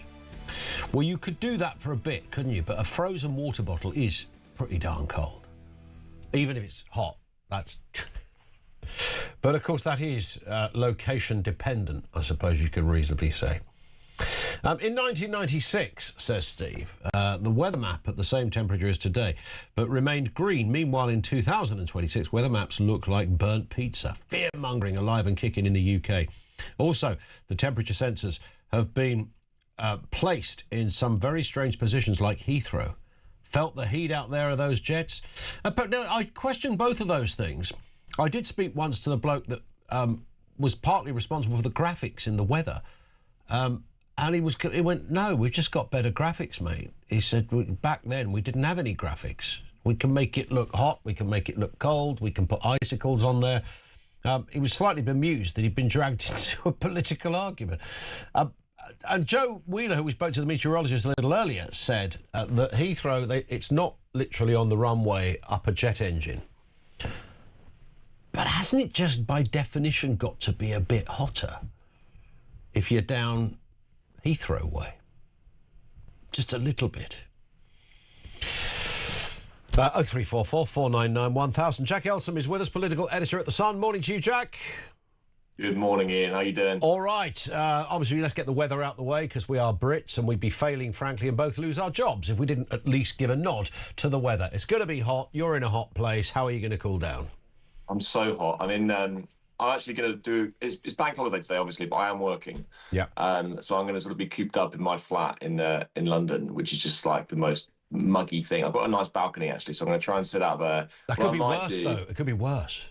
It could be worse. I think I'm going to try and sit outside and work for as much as possible. Yeah. I want to sort of like dip my feet in something to make it cool, but I don't have like a big enough vehicle, so maybe I'll get like 2 ice buckets and plunge one foot into either one. But that's a good idea. I don't know. My girlfriend might dump me if she comes out. You think what Jack's gone mad? He's got his he's got knitting needles up his nose and his feet in ice buckets. You know, we don't know what's going on with him. There he was, an astute political editor, and now he's gone bonkers on a balcony. Exactly. You could of course come into work because we work in the same building where it's absolutely beautiful in here. It's nice in there, isn't it? I have to say, I think this week I'm going to come into the news building because, I mean, luckily Parliament's in recess, but it is just the worst building to work in any kind of heat wave. We've got no air conditioning. Yeah. We have one rickety fan in the office, which clapped out a few years ago. It's horrible sunlight comes in from all sides, so it's not very nice at all in there. And then, you can see why people over the years got beheaded in that place, can't they? It was just sheer frustration, I think. Well, yes, exactly. I mean, we have a few mice for good measure as well. Yeah, absolutely. Yes, it's beautiful and ornate and it's gorgeous, and you remind yourself that you work in this amazing. It's a privilege, place. Ian. But when it's hot, boy, that place is absolutely hot. Oh, it's like a greenhouse. Indeed. Listen, let's look at a couple of stories here. There's a lot to look at, in fact. That argument that we've been talking about again today, we spoke to Ben Habib earlier about the sort of joining of the right. You speak to all of these characters. I can see Ben Habib and maybe Restore Britain, Rupert Lowe's party at some point kind of merging. I don't imagine that Nigel Farage would be that interested in getting into bed with those guys. No way. I mean, it's all about personalities with the right, and there's no way that Kemi Badenoch, Rupert Lowe and Nigel Farage are ever going to do some sort of deal just because of the history of them all. I mean, let's take Nigel Farage and Kemi Badenoch first of all. You know, Nigel Farage still feels incredibly burned by that deal he made with Boris Johnson back in 2019, in which he, one, thinks that Boris Johnson squandered that majority by not implementing Brexit properly, and also obviously increasing mass migration. But two, Nigel doesn't think that he was actually ever properly thanked for that, and that Boris Johnson took all of the credit. And so I can't see, having been scarred by that he's going to want to do any sort of deals with Kemi Badenoch, at least not before an election anyway. Maybe you can talk about deals afterwards. And then in terms of reform and restore, clearly there is just so much bad blood there now. After Nigel Farage kicked Rupert Lowe out of the party, Zia Youssef reported him to the police and the rest of it, and so I just really cannot see any mending of fences between those two. The problem is, however, is that despite the fact that reform are clearly leaps and bounds ahead in the polls, Rupert Lowe, who's done incredibly well from a standing start and with very little resources, apart from clearly big social media backing from the world's richest man, Elon Musk, but with little actually like campaign structure as far as we can see, does now have the potential to skim votes from reform to the extent where they could lose this by-election. I mean, the Salvation poll that came out yesterday showed Labour at 43, Reform on 40, and Restore at 7. Now, that is clearly well within the margin of error for Restore to therefore forfeit the by-election for Reform. And so, clearly Nigel Farage is trying to desperately frame this as a two-horse race. He is saying that only Reform or Labour can win, which is right. The question now is whether people who are giving pollsters information that they're going to vote Restore, whether they go, you know what, actually, I'd rather have Nigel Farage than Andy Burnham because clearly he's much more aligned to my views, or whether now politics has become so tribal that actually they go, you know what, sod it, I don't care. Rupert Lowe is my guy. Nigel Farage treated him appallingly, and therefore I'm going to vote for Restore Britain. And that is clearly what Nigel Farage does not want to happen. What's interesting, when you speak to Restore supporters, they are very heavily invested in it. It has a sort of a protest feeling as well as a political one, and I can't imagine many of those. But I mean, their hatred of reform is as good as their hatred of the Conservative Party. Yeah, and also it's interesting to see how Nigel Farage's tactics are changing, because even in the past few months, if you asked him about Restore, he would basically wave you away, and his strategy was basically ignore them and hope that they would go away, treat them as sort of a weird social media aberration, and actually, come election time, those people will come back into the reform fold. Now what we saw at the weekend was, for the first time, him really addressing Restore Britain and saying in a social media post, a Restore Britain vote is a wasted vote. All it would do is open the door to Andy Burnham and a Labour victory. Now, the danger with this is that obviously the more airtime and attention you give to Restore, the danger is actually it backfires, and actually they do end up even surging even more. And so it's a very tricky position for Nigel Farage, because he hasn't actually so far really had that horrible predicament which other parties have found themselves in, which is facing on two fronts. Clearly Labour have got the Greens on one side, Reform on the other. Conservatives have got Labour on one side, Reform on the other. And Reform has sort of been that right-wing flank. But if you have a right-wing party outflanked on its right, and you sort of bleed votes to your right, then it's incredibly difficult. I mean, where does Nigel Farage go now? Does he try and, match Rupert Lowe on sort of more deportations and the rest of it? I actually think that their policy platforms are pretty similar. With these two, it seems to come down really to personalities and politics. And in politics, personalities can cost you elections. Yeah, absolutely right. And then, of course, Andy Burnham's position, whilst it's obviously for Labour, it's game-changing, as every poll suggests that if it wasn't Andy Burnham, then Reform would probably take it. So there is a Burnham effect. His profile as the mayor of Greater Manchester is obviously a huge boost for him, but it's not without its problems, of course, because we know that he's very pro-EU, and he's previously said he'd go back in. He's now playing that down a little bit. That neck of the woods is not particularly EU-friendly, so he's still got a tightrope to walk as well. And at some point, he's going to have to nail his colours to the mast. I don't think you can run to be Prime Minister and basically be so coy about where you stand in terms of national politics, because being mayor of a city, being a Labour mayor of Manchester is playing politics on easy mode, right? I mean, he's always going to be popular up there, and he's had some minor successes with local infrastructure, and Manchester seems to be doing pretty well, which is totally fair enough. And there have been arguments about the extent to which Andy Burnham can claim credit for that, but by all accounts, Manchester seems to be doing quite well. I think the problem with him at the moment is that Labour MPs see him as that prince over the water. And if you speak to them, they go, oh, but just look how popular he is. Look how popular he is.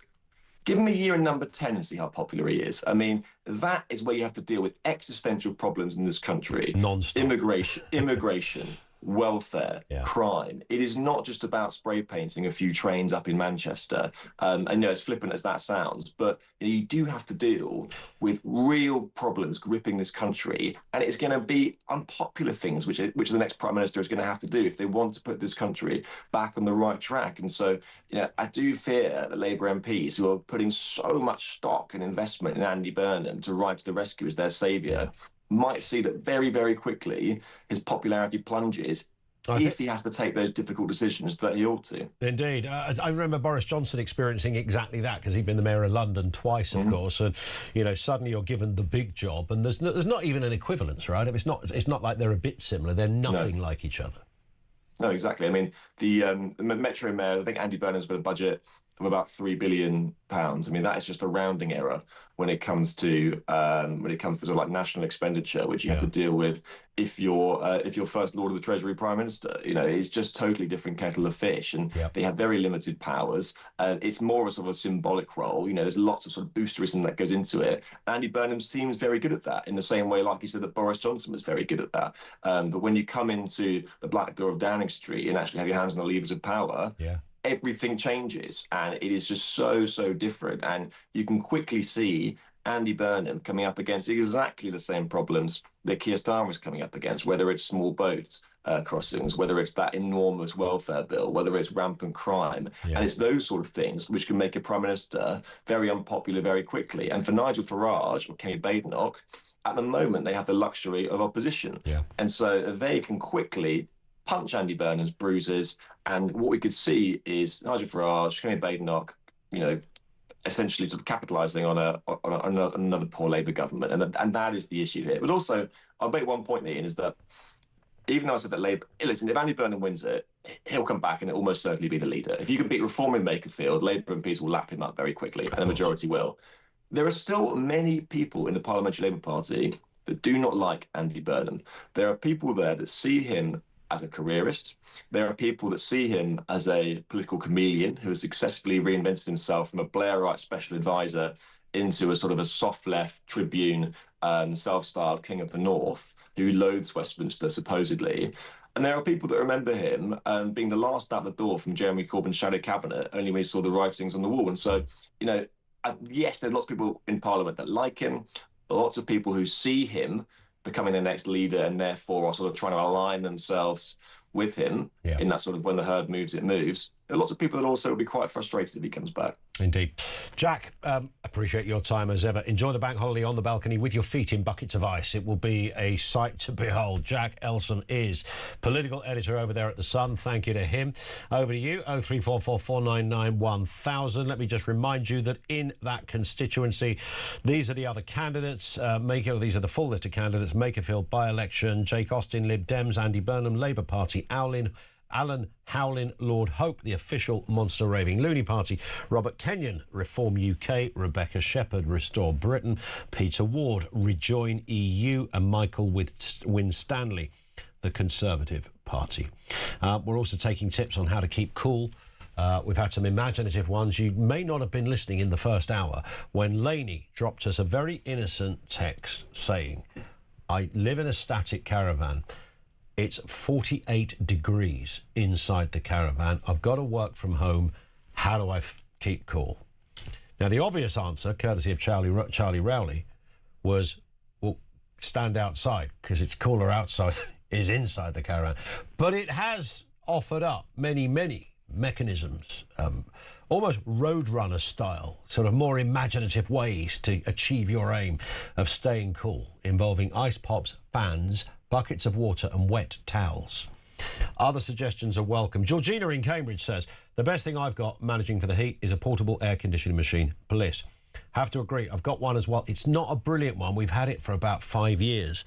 It weighs a ton, this thing. You just stick it by one window and then you have to put the tube outside the window. It's a bit unsightly from outside. Boy, it does work. It doesn't work as well as it used to, this whole thing, but yesterday I lobbed it on, and every, like, half an hour, nipped into the bedroom. It's just one in the bedroom. Nipped into the bedroom, and it was just beautiful. It was like that moment of going on holiday. You know, when you're by the beach on holiday or by the pool, and you go indoors to go back to your hotel room, and you just hit with this wonderful, heavenly-like aircon.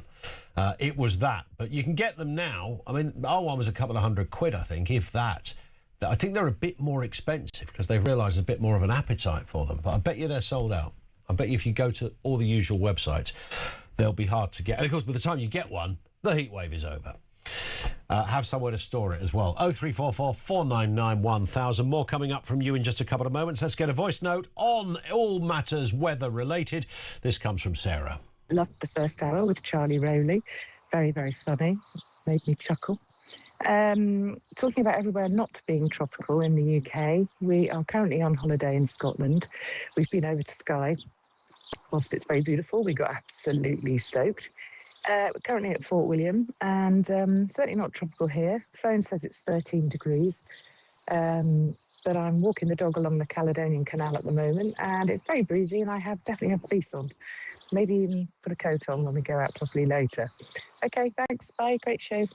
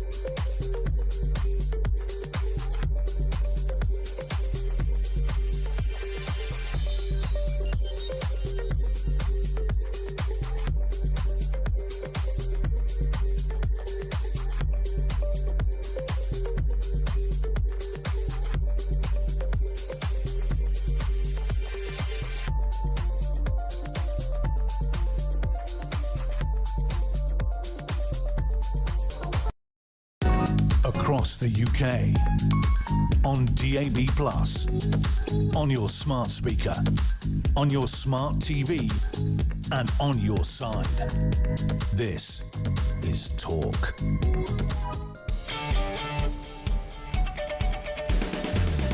You've caught me still with sausage sandwich. I was just explaining, you have to eat in instalments when you do this job. You've only got breaks and news bulletins to have a quick bite. I've had that sausage back for about 7 hours now. It'll be walking up this studio on its own. Let's talk Trump and all matters American related. Michael Yaki is with us, US political analyst, former senior advisor to Congresswoman Nancy Pelosi. Good to have you with us, Michael. Always a good pleasure It's to not. see you. It's the fact that you're over here at just the right time as well, because you travel around quite a bit, don't you? I do. Yeah, which is not a bad way to spend a life. Well, actually, I've been reducing the amount of time I spend in America, so it is kind of refreshing, and it's good to. For me, it's fun to bring an education, to bring sort of an American perspective to what is going on, because it's certainly the British perspective or the European perspective isn't going on in any thinking in the White House right now. Well, that's when I speak to American mates. I've got a friend of mine. She's an absolute diehard Democrat, so I'm never going to get anything positive about Trump from her. That just goes with the territory. I understand that. But she's telling me that America is... I mean, the economy is doing okay, but there are... It's kind of a tale of... There's 8 different stories going on. It's not everybody is suddenly planning their retirement and having great days, apparently. Well, according to her, at least. Well, I mean, it's interesting. There's this huge disconnect right now between the American stock market and the international oil markets, right? Which is, the oil markets have been going crazy. Today kind of went down because of the announcement by, the sort of announcement by Trump. We're still trying to figure out what that announcement really is an announcement of, but at least the Brent oil and everything else has gone down. Stock market just keeps on going up and up, and fueled by AI. It's fueled by that. But how that translates into the average American, that's why Trump's popularity is below 40%. Yeah. It's because no matter how you look at the economy as a whole, it's the same kind of economy that Joe Biden ran on. I mean, that Kamala Harris ran on Joe Biden's economy, and that Trump took advantage of in the 24 election, which is, yeah, structurally we seem to be fine. At the micro level, which is when you go and fill up your car with petrol, or where you're trying to buy a loaf of bread or eggs at the market, that is still way up here. Right. And the American people said, we elected you because you said you were going to focus on that. Instead, you're busy, kidnapping guys in Venezuela and bombing Iran, and what are you doing? I'd forgotten about the egg thing. You just said it, eggs. I remember people were charging like $20 an egg. People were dealing in eggs, weren't they? Almost. This became the new contraband. Do you want to buy some eggs? Got some eggs in the back of my truck. Yeah, exactly. That's how people got over the border back then, isn't it? They just reduced some eggs to the border force. Come through, guys. Come through. It's no problem. Let's have a look at what is happening in Iran at the moment. There's a little clip we're going to play you here, Michael. This is Donald Trump talking about how close that deal is. Well, other countries have come to me and they've said we were getting ready to do a very major attack tomorrow. I've put it off for a little while, hopefully maybe forever, but possibly for a little while, because we've had very big discussions with Iran, and we'll see what they amount to. I was asked by Saudi Arabia, Qatar, UAE, and some others if we could put it off for 2 or 3 days, a short period of time, because they think that they are getting very close to making a deal. And if we can do that where there's no nuclear weapon going into the hands of Iran, I think, and if they're satisfied, we will be probably satisfied also. There's a lot I don't understand in this, Michael. Even if somebody is a supporter of Trump, they will still be shouting at their radios going, hang on, nuclear weapon, wasn't that obliterated? Wasn't that capability taken out a year before? Right. And the satisfaction that it could never happen again was established. Well, I mean, if you go further back, the Obama agreement in 2015 basically said, you can't enrich, we'll relieve you on sanctions. This is how it's going to work. And then Trump comes in 2016, tears it all up, and the Iranians go, okay, we're going to enrich, you're punishing us, we're going to enrich uranium. And that's where we are, that's why we have the situation we are in right now.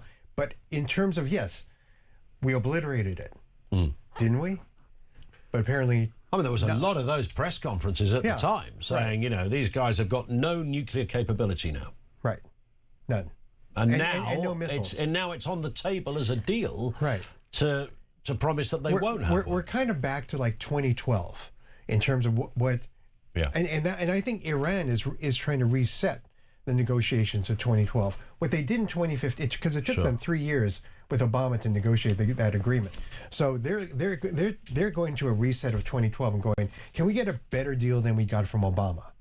Because now all of a sudden everyone realizes that we have this trump card called the Straits of Hormuz that we can now unveil at any time we want, throw the entire Western oil reserves into complete frenzy, and make Trump start dealing with whatever he wants to do. Because Trump needs to get out of this. He's worried about the American midterm elections in November.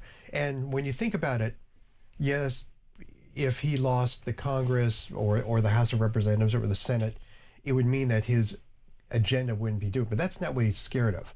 What he's scared of is if the Democrats were to win the House and the Senate, that he would be impeached again. When it comes down to Trump, it's all personal. And that's what he's concerned about.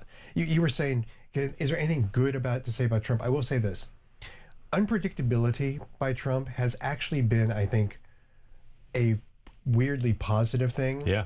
You can't really rely on him to go through the usual norms.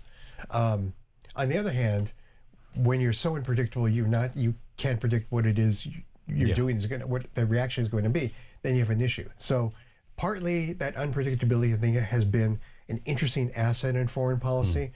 Here, however, not so much. I do find it interesting. He is the the kind of I don't want to use the term supreme leader. That sounds all wrong. But he is kind of the very best at, you know, when you have an argument with somebody, whether it's in the workplace or a partner, right? And you say, you just said this, and they'll say, no, I didn't. Say, no, you literally just said it. No, I didn't. No, I didn't say. And Trump will do that. So he told us this Iran thing was going to be a couple of weeks long. Right. There'd be a complete regime change.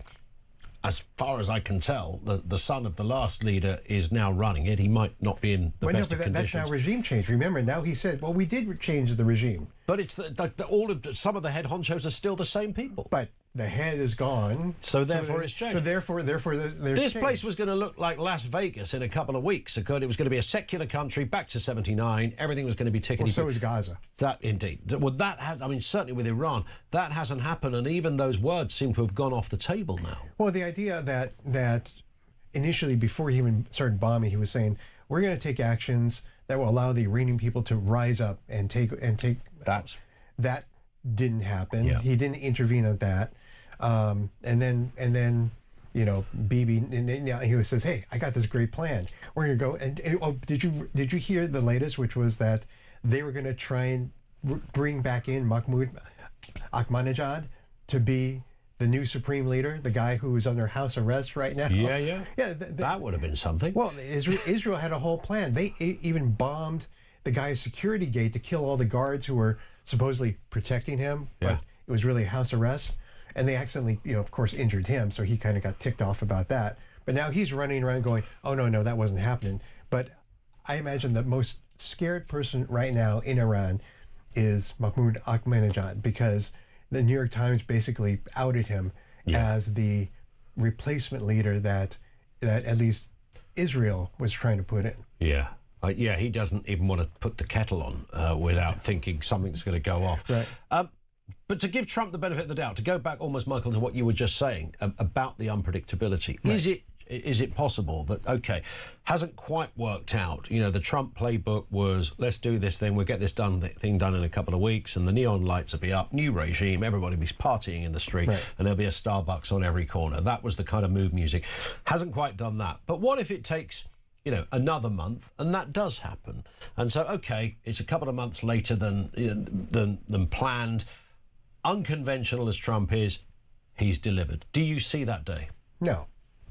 I mean, and the reason is that the same reason that every American president since Jimmy Carter has dreamed about decapitating the Iranian regime. Yeah. And then everyone who games it out comes to one conclusion. If they widen the war, if they go after the Straits of Hormuz, this thing turns into a nightmare for the Western powers. And that's exactly what happened. He ignored all that. Yeah. The only way this could possibly work out is if we were to, and I assume we are. I come from two generations of diplomats, so I speak with a little bit of this. I assume that we are trying to funnel money into the resistance in Iran. You would hope that they would, not just the Kurds up in the West causing a bunch of stuff, because the Kurds are not going to govern all of Iran. But that's going to take time, because we did not do it beforehand. We did not set up any infrastructure. It would, like I said, Israel had this crazy plan to bring in the former president of Iran, who was, by the way, who called for the extermination of Israel any number of times. So it's kind of interesting. I guess people change. I don't know, but I just thought that was just rhetoric. But no, I think that realistically, what we've seen is that the decentralization of command, the tight grip that the Revolutionary Guard still has on the country, is going to make this nigh impossible unless a long, sustained resistance campaign, well funded by America and other countries, really starts to go. Then you can look at a decapitation strike with something real to take its place. Just a final question then. I know you're not not a natural Trump supporter, but if Kamala Harris had been sitting in the White House, what would this whole Middle East thing look like? Because a lot of smart money, even a lot of Democrats going, thank God Kamala is not there, because this would have been a disaster. Well, I've known Kamala for quite some time. I think that caution is something that is something that you can have too much caution. But the question is, what would she be doing? I think that she would be trying to engage, to put back in the Obama deal, which they would not be able to get in because the Iranians are going, wait, we got all this uranium. What do you mean? We're starting now from a different position. So it would be frustrating. People would be there'd be a different kind of pressure. Like, look at them, they're making a laughing stock out of you. They got their things going on. But I think that there's some things that would continue to happen. I think that targeted strikes at their nuclear facilities would continue. But that's been sort of the game, right? The game is we go in, we kill we work with Mossad, we kill some of the scientists, we blow up some of their nuclear facilities, but we didn't do what Trump did this time, which was, well, let's just try and lay waste to the country and see if something new will come about. So I think it would have been the status quo, but I think that if you were to do a poll of pretty much every political leader and the average person on the street who is looking at filling their car up with gasoline or petrol, they would say, I'd rather have the status quo than the pre-war status quo. So you think we got right now. So you think Trump's that unpopular on this point? Oh, very. Yeah. Very.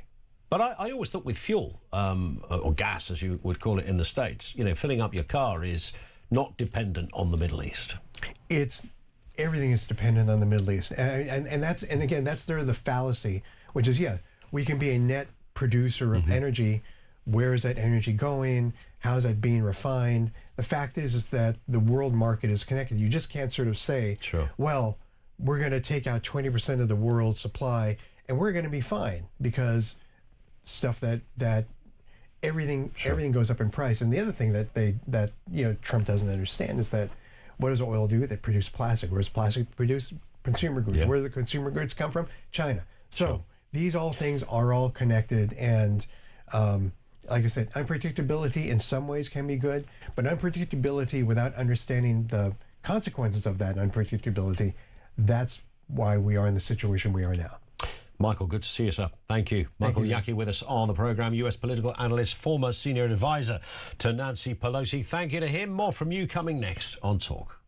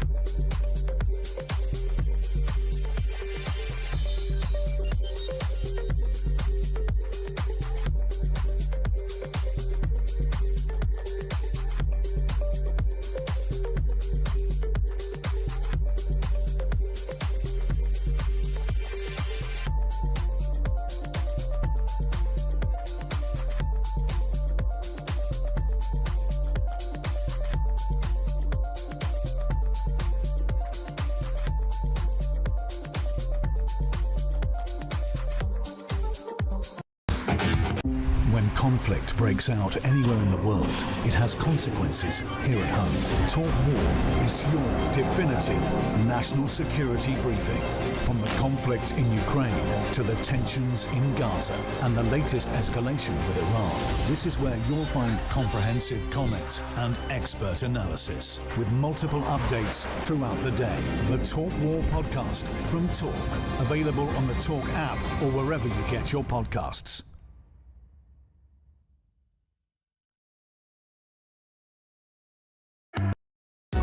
Across the UK, on DAB+, on your smart speaker, on your smart TV, and on your side. This is Talk. It is 5 to 9. Well, I can't believe it's 5 to 9 already. Goodness me, where has that time gone? Welcome along. Bank Holiday Monday. It's Ian Collins in for Jezza. And time to get some sports news. 90 minutes in 90 seconds. From The Sun. Can we even do it justice in 90 seconds? Tom Barkley, football writer for The Sun, is with us. Tom, happy days if you're a Spurs fan, but terrible, terrible moments if you are a Hammer. Absolutely. Morning, Ian. I was at the Tottenham Hotspur Stadium yesterday for a very nervy, tense affair, which ended up being one of sheer relief from Spurs' perspective. Sure. But obviously, on the other side of London, East London, despite beating Leeds 3-0, it was misery, unfortunately, for West Ham, who got relegated 14 years in the Premier League. They're back down, despite finishing on 39 points, which would have been more than enough last season and the season before that to stay up. And now the questions are all being directed in the direction of the chairman, David Sullivan, who got booed during the game, and which players are going to leave, because there's a sort of £100 million black hole that they're going to have to compensate for following relegation. And my expectation is England star Jarrod Bowen might well be first out the door, as much as West Ham fans would hate to hear it, just because he's probably their most sellable asset. Well, I was going to say, when you're kind of a national team player and you're about to be relegated, and it's not a fit, is it? It's not one that sits very comfortably. That 1 minute you're playing at Lincoln and the next minute you're playing, at the biggest stadium in the world in Argentina or something. 100%. I mean, Jarrod Bowen, to be fair to him, is Mr. West Ham. He might well be the kind of character who could be convinced to stay, but it might be taken out of his hands, really, given, as I said, he's a sellable asset who other clubs are going to want, despite being 29, which is obviously an older age for a player. True. And West Ham are going to have to box clever financially in the hope that they can turn it around next season and come straight back up. Indeed. I mean, it's sad because arguably their most convincing win of the season as well. Yeah, just too little, too late, really. I mean, Spurs looked like they were plummeting towards the Championship, and despite being ever present in the Premier League ever since it was brought into its formation in '92, that they made the choice, finally got it right with their third manager of the season, Roberto De Zerbi, who worked a miracle, really. They were really going only in one direction. He turned them around. And for West Ham, they had a mini revival, but it wasn't enough. Did Everton just not show up yesterday? What happened there? Because the smart money suggested that the best Spurs could hope for was a draw, but most likely scenario was an Everton win, but never happened. Well, I don't know about that, because when it's all on the line, as West Ham proved by convincingly beating a very good Leeds side, that things can happen like that. And I have to say, Everton did look like maybe the ideal opponents yesterday. They were technically still playing for something. They could have finished in Europe had they won and results gone their way. Okay. But they didn't really lay much of a glove on Spurs, who in the second half started to drop back deeper and deeper. Maybe the ideal opponents given what was at stake. Indeed. Tom, have a great day. Thanks for being with us. Tom Barkley, football writer for The Sun, with us here on Talk. Margaret says, sausage sandwich, my favourite is sausage and tomato. Tasty, but no sauce. And Ian, DIY this week. Good luck with the bed. Yeah, you remembered. I'm going to be stuffed in my kids' room, putting beds and shelves and God knows what else up. It's a first world problem, I get it, and I'm quite excited about that. But man, is it going to be hot. More calls from you on that, how to stay cool, and all the other big issues. 0344 499 1000. Let's get the news at 9.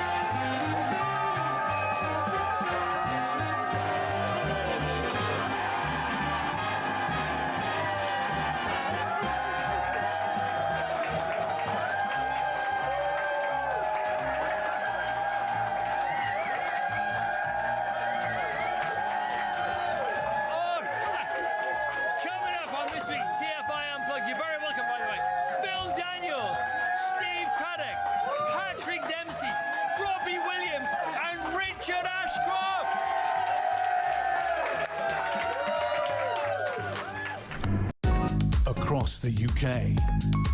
On DAB+, on your smart speaker, on your smart TV, and on your side. This is Talk.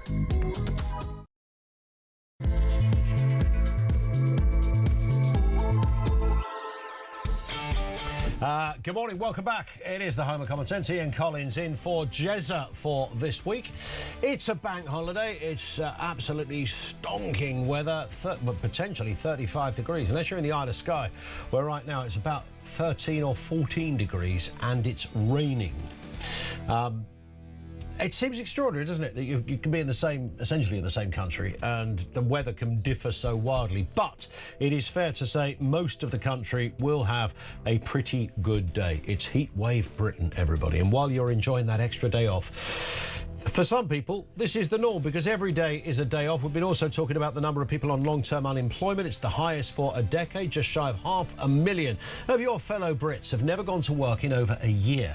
What is going on there? And it comes at the same time that we learn that taxpayers are spending 25 times more on welfare for young people than they are getting them in to work. These are the findings of Alan Milburn, former government Health Secretary. We also learned that some parents, and this is absolutely tragic, some parents are stopping their kids taking on apprenticeships because it means the parents will lose benefits if their kid is no longer in education. Now, that can't be right at any level. And elsewhere, the Prime Minister has waded into that horrific story of the judge who refused to jail 3 teenagers for rape. Starmer has called it appalling. It turns out the judge has form in not jailing those found guilty for serious sexual offences.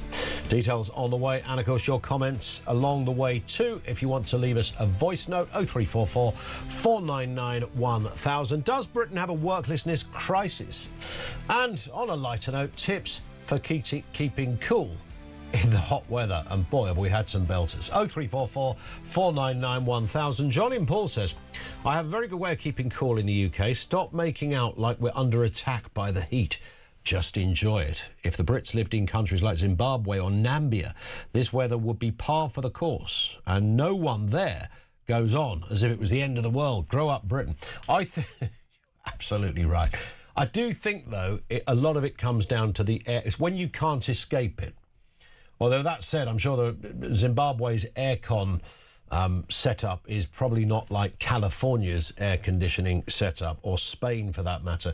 So I think it's that, isn't it? If you've not got a way to get cool, so you go indoors and it's hotter than outdoors, and you go outdoors and you go under the shade but it's still hot, and you go to the pub and the pub hasn't got aircon and that's still hot as well. Is there any... The only time is if you get in your car.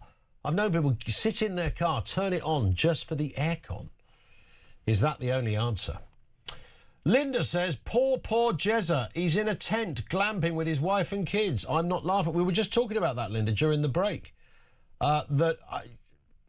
He might not even survive this, frankly. I mean, he's gone off for a week glamping.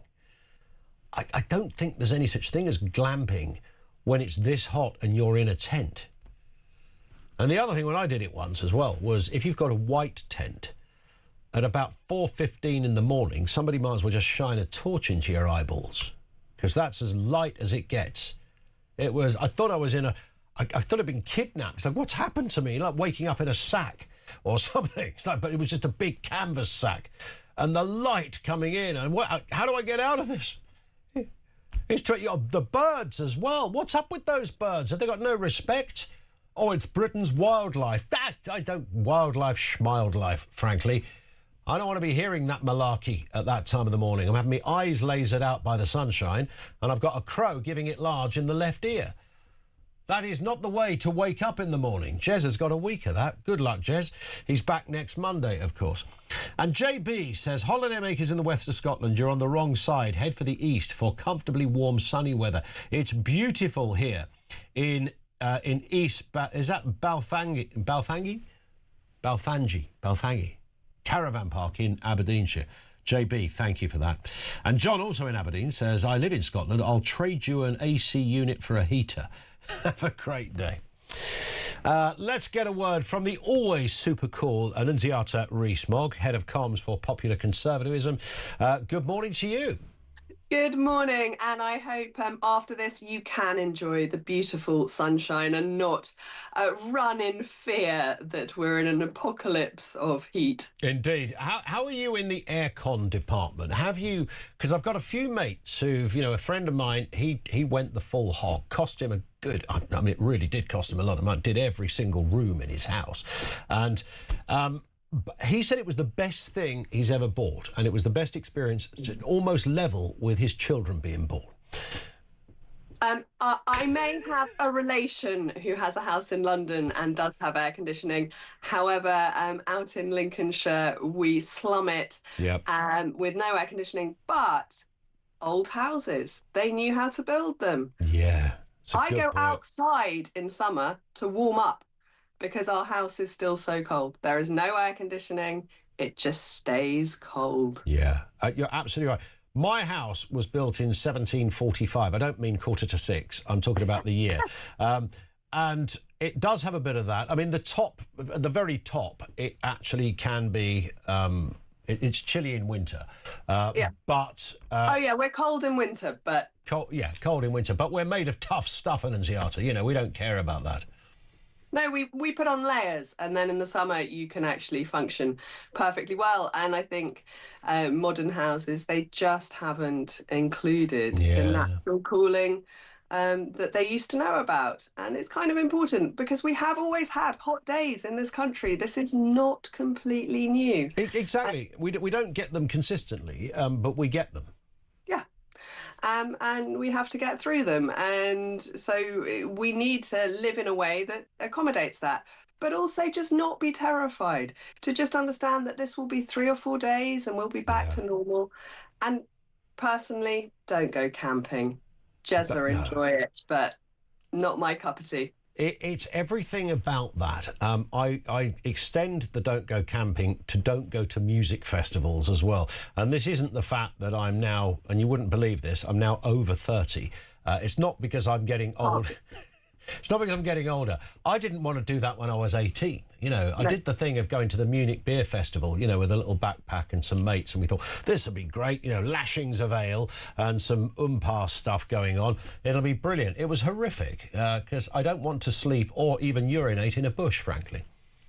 No, I did Glastonbury or Glastonbury, whichever you prefer to call it, once when I was in my very early 20s, and it was all so grim and so muddy.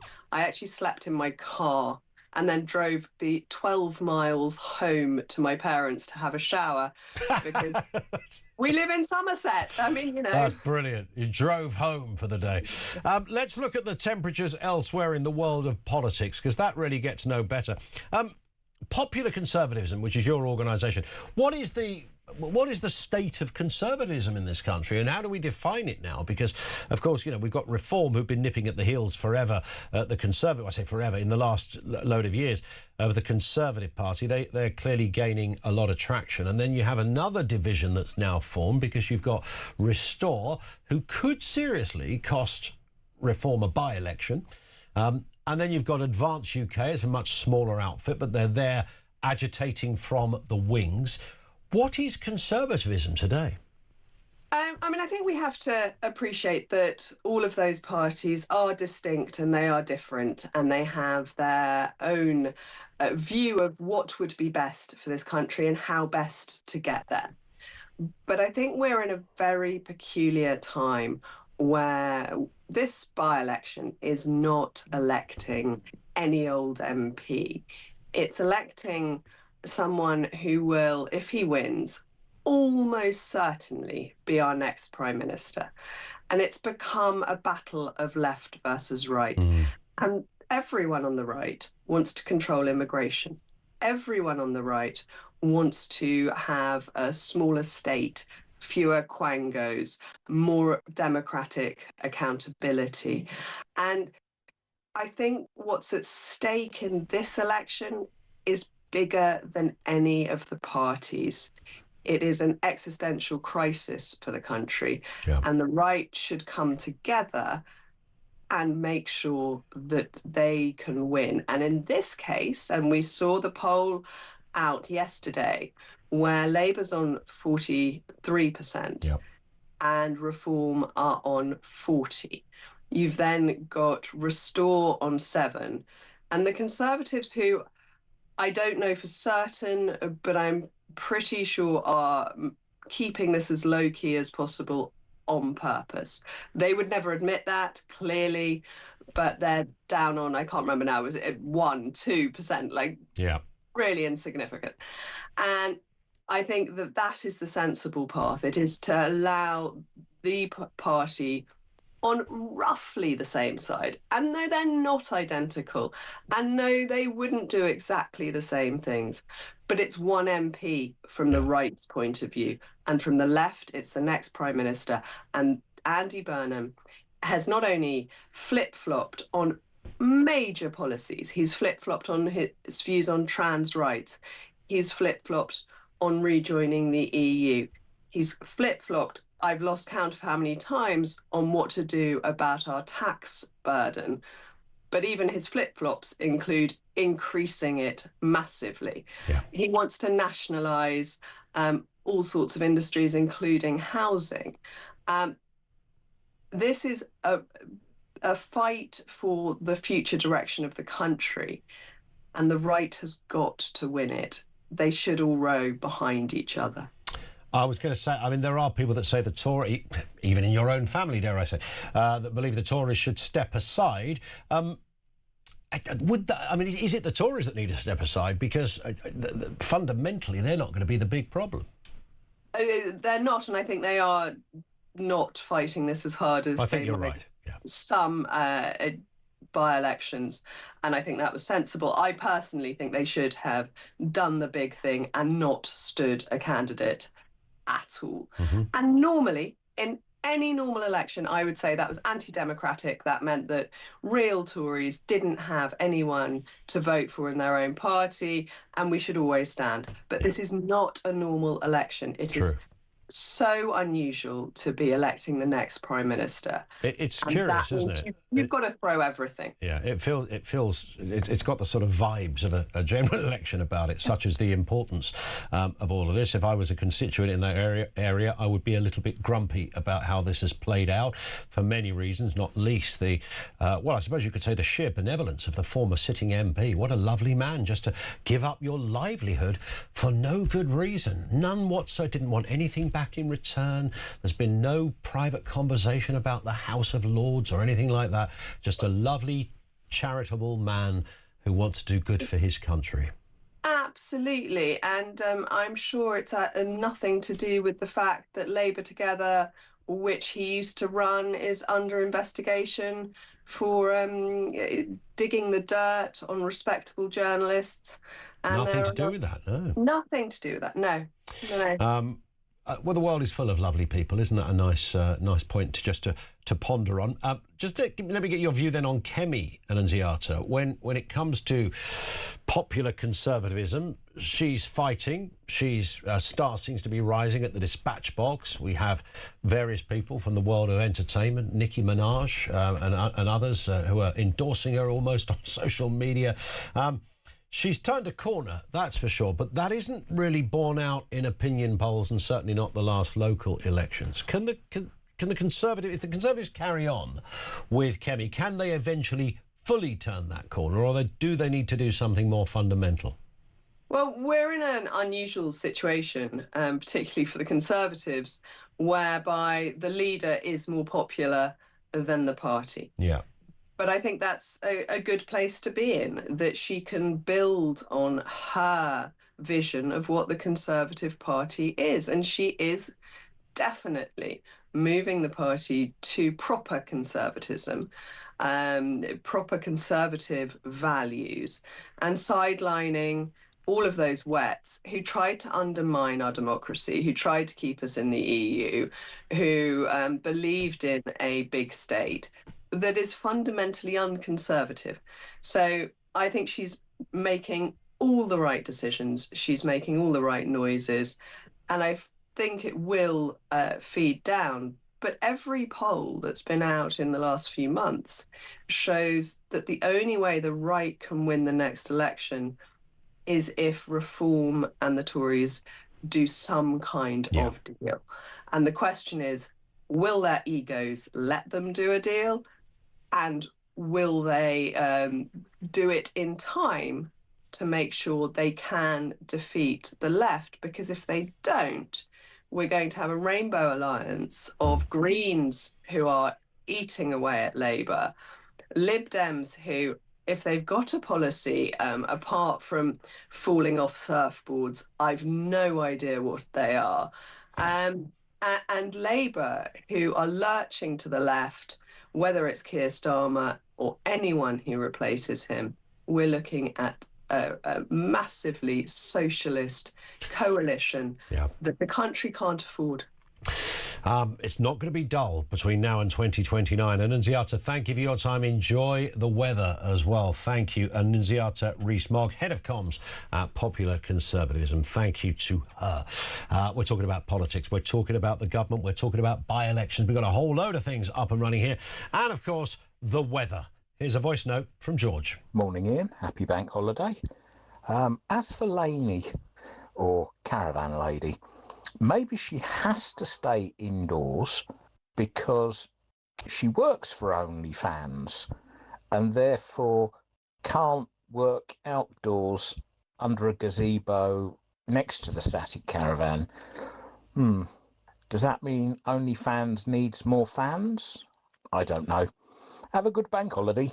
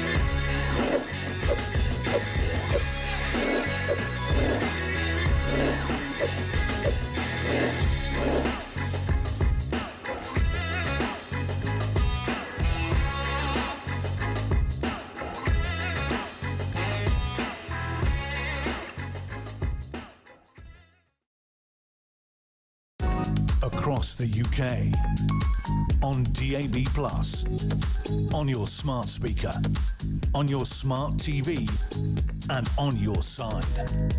This is Talk. It is Talk. Welcome. Good morning. Home of Common Sense. Bank Holiday Monday. 30-odd degrees. It's an absolute beauty out there. Ian Collins in for Jezza for today and the rest of this week. He's only gone glamping, hasn't he? Apparently, the latest we're hearing from Jezza HQ is that it's complicated. That's all we're hearing, OK? Make of that whatever you will. We will update you throughout the course of the week. Simon in Devon says, I'm yet to hear one journalist ask Andy Burnham the simple question, why are you standing? Why are you actually standing? This came up, thank you, Simon, for that. It came up last week. Somebody called in and said, why is nobody asking him that question? Just a very simple question. Why are you standing in Makerfield? Because ordinarily, if you said, why are you standing in Solihull or Brig or wherever, whether it's a council election, like whatever, the answer would always be because I want to dedicate my time to this constituency that I know very, very well. I think the area needs a bit more TLC. I'd like to provide that. I'd like to be the conduit to Westminster. I'd like to make sure that local people have the amenities they want, and I will ensure that I make a bridge between Parliament and the Council, all of the usual constituency things. Now, Mr. Burnham can't really answer that question in that way because he's only standing for one reason, and this isn't a partisan point, it's just a fact, to become the Prime Minister. Now, for some people in a constituency, you might be quite grumpy that something as precious as a local member of Parliament, or should be, notionally speaking, would be used as a springboard for your career rather than your benevolence and assistance for tax-paying locals. I'm not the first to make that point, but Simon is absolutely right. It's a very simple question. Hey, Andy, why are you standing? Can ask the question. I'll run through the other candidates in that constituency in just a moment. Let's speak with Layla Cunningham, Reform UK's mayoral candidate in London. You're going to be fighting it out in a couple of years yourself, Layla, so you'll be watching every, I would imagine, every election, whether it's mayoral, local, national or otherwise, to see how this all plays out. Yeah, I mean, here and even in America, there's a very interesting one going on in LA right now, where you've got a guy who's running in a really left city, but on right-wing policies. I mean, I guess they're right-wing, but it's, you know, less crime, less waste, less immigration. And it's you should look, he's called Spencer Pratt. I mean, his social media is pretty wild. Spencer Pratt, did you say? Yeah. He's got pretty crazy social media videos, but they're they're going viral. Yeah, I'm going to have to search out Mr. Pratt and see if I can spend some time getting entertained. Meanwhile, back home, of course, Layla, and I know this isn't your neck of the woods, you're going to be a London candidate for mayor, but in Manchester, it's all happening, of course, and a very real danger for your party in this constituency. And I'm referring mostly to that poll at the weekend that put, I think, Labour on 43, Reform on 40, but Restore on 7. If that panned out, it would mean that Andy Burnham would win, and he would only win because Restore had come along and nicked some of your voters. I mean, according to that poll, that would be the truth, yeah. But you know, polls narrow as we get closer to it. I think perhaps people initially think, oh, you know, this is a new thing, let me have a look. And then as it really comes to putting a cross there, they do tend to narrow. I think it's a very close race. And I think it's pretty crazy that this by-election's even happening, to be honest. Well, if you look at how it happened, I mean, it's you know, I don't know whether it's completely unprecedented. I'm tempted to say it probably is. It must be, Ian, because I think, is it the only one where the Prime Minister of the party doesn't want their candidate to win? Well, he says he does, of course. In fact, I think... You might as well just resign. I know. That if Andy wins, he might as well just resign and you know, let Well, he could. I mean, we had this discussion earlier. It's almost like... I think it was Jack Elson that made this point. It's almost like an assassin sort of asking their victim which way they want to go. Is he going to be phoning Keir up saying, right, I can make this easy for you. I can make I can make it difficult. So I can imagine Starmer saying, I'll okay, make you an offer you can't refuse. All of that, yeah. I can imagine Starmer saying, what about you give me a year, Andy, and then I step aside? He's not going to go for that, is he? No. Do you think Andy will call an election? I don't think he's going to call an election because I don't know why he would feel... Because he will go in there emboldened, won't he? He will go in there like he's won a general election and that he's starting from scratch. And I think he's going to unapologetically tear up big chunks of the manifesto. I can see a 50p tax rate coming in. It won't make the world of difference to the economy, but it's totemic, isn't it? 50p tax rate. But hang on, you have a new leader, a completely new manifesto. Where's the mandate? Well, quite. But when did that last stop politicians breaking a manifesto promise? Well, it's one thing to change leader. It's another thing to change the whole platform, the whole mandate. Well, would he not claim, as special circumstances? We're always in special circumstances. I think we're always in an emergency situation. We absolutely are always in special. And you, of course, you can't just use that as a reason to completely change direction of a party that's been voted in on a particular set of ideas. But I sense that he kind of will. He'll claim that they're still keeping hold of the nuts and bolts of the manifesto, but just merely responding to events, dear boy, and all of that. Well, I mean, they have a bump in the polls for once since they've been in power, I think.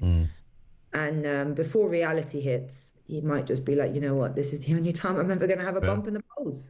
A lot of the voters that are tempted, and I've lost count of how many times we've taken calls on this, that are more right-wing voters, and I'm not really including the Conservative Party in this. Have any left-wing voters who call in this show? Well, that's very true. It's a good point. I've been keeping a tally, but I lost the receipt that I was writing it on the back of. So I'll let you know when I do it again. Yeah. In terms of those on the right, Layla, there is an appetite for reform, restore, even Advance UK, all coming together. You'll have heard this argument many, many times, because that would be the only way to beat this sort of rainbow alliance of the left that could well be making further inroads with the Greens and Labour, Lib Dems even thrown in as well, and others. What's your initial response to that? Because mathematically, it would actually make sense. I think policy-wise it wouldn't. I think ideologically it wouldn't. I don't really know what Restore stands for at all. You've got people saying stuff on X different to what their leader says in an interview. I've got people from Restore posting memes of me dead being pushed by Rupert Lowe in a wheelbarrow saying deport her. Wow. Yeah. I've got people from Restore who send me the most horrific. So, and I don't see Rupert Lowe condemning that. So I'm not sure exactly what their policy platform is, because it doesn't seem to marry. How do you feel as a politician to say, I mean, I know what it's like as a radio presenter when somebody just happens to disagree with your views on welfare or something, that somebody wants to burn your house down and hope your family die. I've seen all of that over the years. When it's as personal, also when you're female, I wouldn't ever normally play or highlight a divide in gender on these points, but it is relevant that I think when somebody is, threatening sexual abuse and violence and that kind of stuff, I mean, is it water off a duck's back, or do you find that that disturbing to the point that it's upsetting? I mean, words can be water off a duck's back, but when you see a photo of you, AI driven, that you're dead in a wheelbarrow being pushed by Rupert Lowe. Someone, you know what I can't get about that? And you know what was really disturbing is I kind of know my mum saw it somehow. Yeah. She was super traumatized. Imagine seeing your daughter kind of dead. Someone made that. That's what I can't. A bloke, and it will be a bloke, sat down at a computer and made that. And took some, even if you're using AI, which can happen rather quickly, they still produced it, looked at it and thought, yep, that's good to go. I'll upload it now. I mean, you have to wonder. I mean, that's what I'm saying. I feel like the discourse has kind of changed a bit. Yeah. On X. It really has, and you see it all the time. I was arguing with a guy at the weekend as to whether we're a television station or a radio station, and not arguing. Sorry, that's the wrong. It was a very brief discussion, but I thought it's kind of interesting that someone is telling me where I work. But people have lots of very unqualified views on social media, and I guess in the echo chamber you can't change that. I don't mind unqualified views. I think everyone's allowed to. I think that's the great thing about social media, is that you actually have a view and people listen to it, so you don't feel completely unheard. I just think it's shifted to be a bit menacing, a bit different. We're no longer like those kind of memes that come out. I never saw them 6-7 months ago. Yeah, they've become. They are produced at such speed. Kind of vitriol, and I'm getting more of that really horrible stuff said as well. You effing foreigner, get that F out of my country, you know. And honestly, I mean, I'm born and raised here. I've never, ever been told things like that. Never in my life. That's extraordinary. That's the old language back from the 70s and, Yeah, I mean, and before never. that. But even in the 80s, you know, I don't even think of myself as a foreigner in any way, you know. Yeah. And yeah, so I get that kind of language a lot on X, and they say they're Restore supporters in their bio. It's kind of So that's you know, how we've taken ourselves to this. They might be bots, they might not. I don't know. Well, some might be, but my guess is most probably aren't. And I just wonder how someone's mind takes them to such sort of levels of abuse, because it is abuse. And it's when people go, it's just hurty words on Twitter. No, that's not. That's a bit more than hurty words. I mean, that's something that could probably result in a criminal offence, I would imagine, if it gets to that kind of level. But it's just curious who live among us, right? Well, I mean, who knows if they're even in this country, to be honest. Well, that's also true. Yeah, there is also that. But I've noticed that kind of language has picked up. Yeah. Let's finish, Layla, on a lighter note then. It's going to be a beautiful day today, unless you're in the Isle of Skye, where it's a bit grim and raining, by the way. We've heard that from some of our listeners there this morning. I mean, 35 degrees, possibly. How do you keep cool is, well, not you personally, but how does one keep cool? We've had some of the most imaginative suggestions, from putting ice pops in your ears and a towel around your head and your feet in a bucket of water. I'm sure all of that works, but a deeply impractical way to spend a Monday. Well, you see, I like to exercise when it's really hot, because I feel like your limbs are kind of supple, so I'd like to go on a long run now. Stop it. I was going to the pub yesterday and I saw a girl jogging on the road, and I nearly wound the window down and said, stop doing that now. It's ridiculous. But clearly there's a method in it. You've just echoed that. There's a method. You're so much more supple. I mean, you can't go as long perhaps, but you're just limber. You know, you're warm, you're sweating, you're and it's that feeling of you're struggling and you're achieving something. Yeah. And then you come back and you have a cold shower, you wash your hair and you just chill. And then call a doctor. No, maybe at my age now. Love it. Layla, thank you as ever. Layla Cunningham, Reform UK's mayoral candidate down in London. It's interesting on what she just said. Look, I'll tell you how this pans out, okay? What won't happen now, I won't get messages from people saying, I'm a Restore voter and I think it's outrageous what Layla has experienced. This is where the double down happens. So people will say, yeah, I'm a Restore, but that's not Restore people. That's Reform people pretending to be Restore people, or some other. There'll be a layer of a veneer of excuse around it. Frankly, I'm with no skin in the game here. I'm not fussed as to who it comes from, but the idea that you'd throw that level of proper abuse at a mum, a daughter, a woman, because that's relevant to some of the stuff that is said, is, I mean, it's so deeply disturbing. Again, think of it, somebody sitting in their room with a little laptop going, I know what I'm going to do. I'm going to make an image of a dead politician.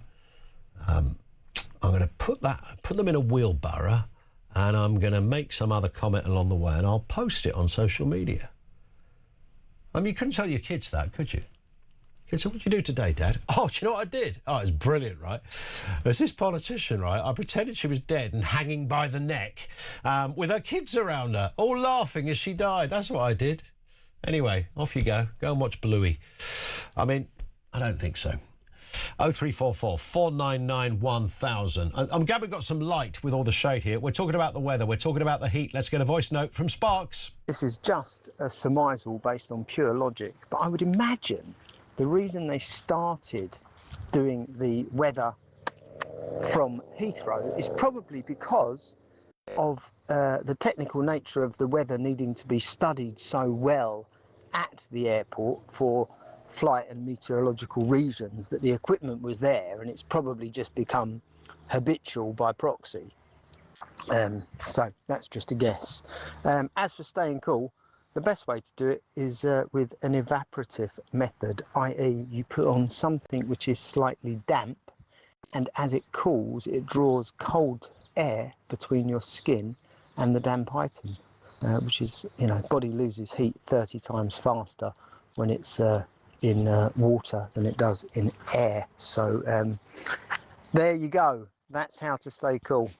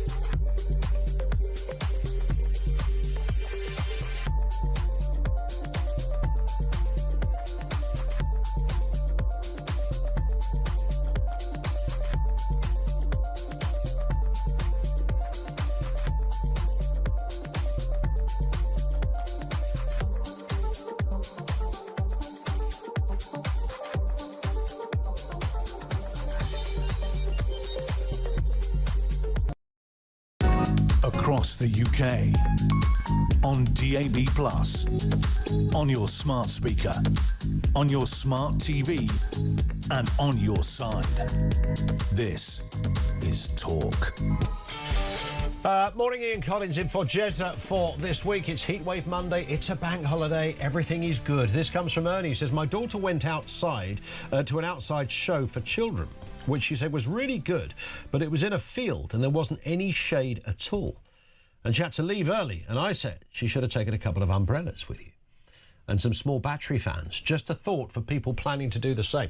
The thought of sitting in a field, because you're always you're a double target. It's not like your own backyard, is it, where you can either just come into the kitchen and grab a drink or, nip under the bush or the shed or whatever. If you're in a field, you are knackered, even with a brolly. It's going to be, I can imagine that, Ernie. Thank you for that. This from Wayne, who says, when I went to see family in Oz one day, it was, I don't think Wayne went for a day. I think he's saying one day while he was there. It was 23 degrees. All the school kids went to school in jumpers and trousers because it was chilly to them, while I was in shorts and vests and flip-flops, melting. I couldn't make it make sense. Yeah, whatever you're used to, right? Whatever you're used to. David Dorset says, how about some hot weather payments for pensioners to keep cool? It's a good point, but nobody knows how to keep cool. I have the perfect thing for this weather, my cellar. Don't know how to take that.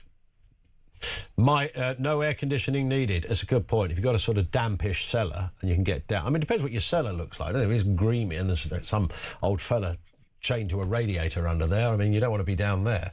But if it's nice and it's cool, nothing wrong with that. And this one from Simon in County Down. If Restore split this vote, the country will see it, and I think it's over for Rupert Lowe and his disciples. And nobody is talking about why Farage threw Lowe out of Reform. The internet loves to blame Farage and gives Lowe behaviour a free pass. Thank you, Simon, for that. It is interesting watching online. I know it's only online. In many ways it doesn't matter, but in other ways it is a kind of sort of microcosm of what is going on in larger areas, to watch Restore and Reform supporters battling it out, because they will both argue it was Nigel's fault, it was Rupert's fault, this wouldn't have happened, Rupert's the real deal, Nigel's the real deal, Rupert's the only one putting country before party, no, Nigel's the one doing that. And on it goes. It's he said, she said, with booster rockets, and it's hard to keep up. 0344 499 1000. Let's speak with Angela Levin, the royal biographer who joins us, a regular on the programme. Morning to you, Angela. Good morning. I was about to say, thinking about all the heat that's out there at the moment, and then I thought, here we are complaining, and poor old Meghan and Harry put up with this all the time over there in California. I think maybe we should start a crowdfunder for them. Oh, they've got plenty of money, don't worry. Yeah. Where are they? They did their thing in Australia, didn't they? Their big tour. Yes. And I don't know whether that panned out as they wanted it to or what it did specifically, but they do feel like they're the couple that are kind of perpetually onto the next project. What can we do next? We did the tour of Australia. We made it look a bit royal without saying it's royal, and boy, did they try and make it look like a royal tour. There was all of that going on. And then they kind of come back home, and then she makes some more jam, and then Netflix decide whether they're going to can them or hire them, and goodness knows what. They're always in this kind of constant treadmill of the next idea. Well, Meghan can't stop that, because if she doesn't do something, she won't have pictures and people won't know what's happening. So it's sort of all the time. If you remember, not long ago, William, who she likes very much, mentioned something about, little things, jam and cream in them. And he said that his wife liked them very much. So 5 minutes later, Meghan had made them, but she'd made them with hard bread. But just that she had the jam and the cream on the top. She's really odd. And now she's doing more jam. She's opening cupboards and saying, all my family want a different taste of jams. I saw this morning, and Lily likes this one. My husband, she never calls him by name. My husband knows this, and she does all that nonsense. Who cares? It's nothing. But she has to be photographed. She's done up, and she can't stand it if she's not actually known. But now Netflix aren't doing anything for her in that area, and so she has to do it herself. So she's desperately trying to make money out of it. But the jams are not successful. Most people think they're extremely expensive and not tasty. So, of all things to become kind of... she sounds like a jam addict, to be honest. I don't know whether there's a sort of jam anonymous place in California. I'm sure there is. But she... why the jam? What is it with the jam, for goodness sake? Well, when she liked taking jam long ago, and she thought she could really be very, very successful about it. She thought she'd earn masses of money because everybody eats jam. She gets it wrong. She doesn't know. She doesn't understand about people, does she? Because she says things one day that, isn't it disgusting about children going on the television and all that? And then you find that they're not even a minute later, she's actually got a child sort of helping her go ahead with something that she wants to do. Yeah. So I think she doesn't actually understand that people can actually snap something she's doing and then see that the opposite comes out as well. Yeah. You don't want to know, actually. It's very bizarre. Dealing in jam is, it's a perilous jam. That. And she's got all sticking her fingers in it. All horrible. Yeah, loves a bit of jam, that one. Let's move to this story. Back to terra firma, Angela, and some grim news. I don't know how much grim news you can throw at Prince Andrew, but, of course, it just almost keeps on coming, certainly by the week, if not by the day. And we now learn that he's accused of inappropriate behaviour some years ago, 20-odd years ago, at Royal Ascot. But this is the kind of stuff that the police will look at and pursue if they have to. Yes. I wonder what an inappropriate behaviour is, really. It doesn't necessarily mean very much. I'm not that I stand for him at all, but... No, but I take your point. It's a very wide term, isn't it? Is inappropriate behaviour saying, are you single, darling? Fancy a drink. Yes. Is that inappropriate behaviour? Or sort of give you a little sort of hug, and you wouldn't like that. I mean, it's a bit of a strange word to use. They're not actually deciding exactly. But this was at Royal Ascot, on the Queen's Golden Jubilee in 2002, and he was sitting in the round with her, looking at everything and being very nice, and obviously a very good son at that time. But the story seems now is that the late Queen Elizabeth, who adored him, doesn't feel that anything happened like that at all. And in a way, I can believe that, because a lot of people have been attacking her, which I think is terrible. They're attacking her because of what happened, but he kept everything secret from his mother. She didn't know all these things. She knew that he was very keen on girls, but, you know, a lot of mothers can think their sons are keen on girls and not meaning it. But what the problem with his is he's pretending, or, you know, he's saying he doesn't know anything about any of it. And the police have taken a very long time to do any work. And I think that this might be to do with the Queen. They didn't want to upset her. But now they seem determined to catch him. There's one woman who the police know in 2015, and they're sort of following with her, and they're begging people to open up and say what has happened. And I think in one way that's a good thing. In another way, it's very difficult, because if it happened 25 years ago or 10 years ago, you might feel so embarrassed about what happened to you. That you don't necessarily want to say it and to have it in newspapers and all that. So I don't know, some people think he'll get away with it altogether. And I do wonder, when the police go on a fishing exercise, and I'll make this point really clear: if somebody has done something deeply inappropriate, then, you know, grab them, nab them, arrest them, charge them, whatever. That's a given. But if you simply put the question out, has this person ever been, and that word again, inappropriate, then, I mean, if somebody asked me that question, has anybody been inappropriate with you over 3 decades, I could come up with a big old list, you know? So really could. I really could. What about his daughters, Angela? I often wonder about this, because he is a father, and his daughters, as far as I can tell, have done nothing wrong. Not easy to maintain a relationship in most circumstances with your dad when all of these various allegations hang over you. What do we know about his relationship with his 2 girls?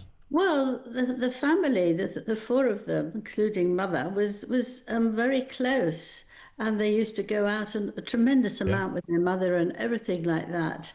And I thought to myself that they, poor things, you know, it's been dreadful for them to come across this.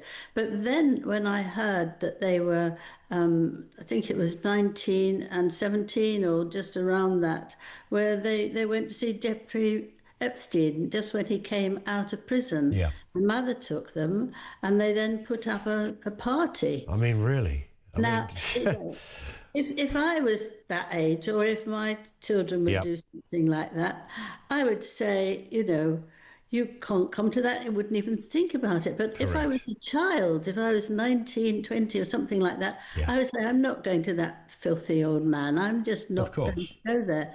And I think that made me change how I felt about them. Because they could say no. A little child is a very, very different situation. But somebody like that, late teens, you can say, not for me. Indeed. And just very finally, we understand King Charles has snubbed Andrew while staying at Sandringham. I mean, in many respects, no surprise, but surely he's just down the track there in a little house. He could knock on the door and say, fancy a cuppa. I think that would be taken up by the papers, and everyone would say he's friendly again and he wants to be.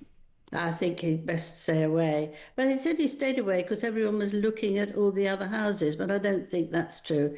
I think what he went, because Wood Farm was the father, and he loved that. And his last months before he died, he stayed in Wood Farm because there's something essence that's lovely about it. So maybe he wanted peace and quiet, and to try and think what to do. Maybe even to think whether it's going to be nicer to Harry, and I hope not. Yeah, I wonder what the future, overarchingly, Angela, the long-term future for Prince Andrew. He's never going to be a royal again. That's never going to return. Whenever anyone, even if it's found that you have done nothing wrong legally, but the perception is your life's a little bit, you know, a bit murky, and it's been an abuse of power, that kind of stuff, even if it doesn't cross the threshold for a criminal act. The idea that you are that person, you are privileged, you're spoiled, you shout at people, underlings who don't do what you want, and you just, live a life uncaring of others' emotions or thoughts. I mean, all of that, I mean, there isn't a way back for that, is there? He can't suddenly pop up on Traitors or something and reinvent himself as a guy that, John Profumo style. I got something wrong, but I'm back to do something good. Yes, I think you're right there, but he has got opportunities. He's been offered small houses and big houses. He's offered places by the sea. He's got friends, and they have offered him homes, and he could do that. And nobody's saying to him, you can't have any girls or anything like that. It's very grand, and he'll have people looking after the food and cleaning it and all that. So he could actually have a different life altogether. And I expect that that's what will happen, really. He'll skive off. Yes, I mean, no one's going to shed any tears, are they, for a bloke that could live either in Dubai, Saint-Tropez, Western Australia, the Seychelles, the Caribbean, probably anywhere he wants, and live a very, very nice life. But of course, when you're in that place, you kind of wonder whether there's, something missing. It's okay to say when you're an outsider how good that looks, but when you're the person on the inside, what you really want is your name and your credibility, which he thought he had in bucket loads. Yes, but I think he would be okay getting out of it, that he wants people to like him in a different place, and they will. Indeed. Angela, on that point, thank you. Angela Levin, royal biographer with us. By the way, you can be addicted to jam. You can experience a food dependency and the psychological addiction to jam driven primarily by its exceptionally high sugar content. No other way around it. Meghan Markle is a dealer, I have to say, of jam, which is nothing else. Just jam.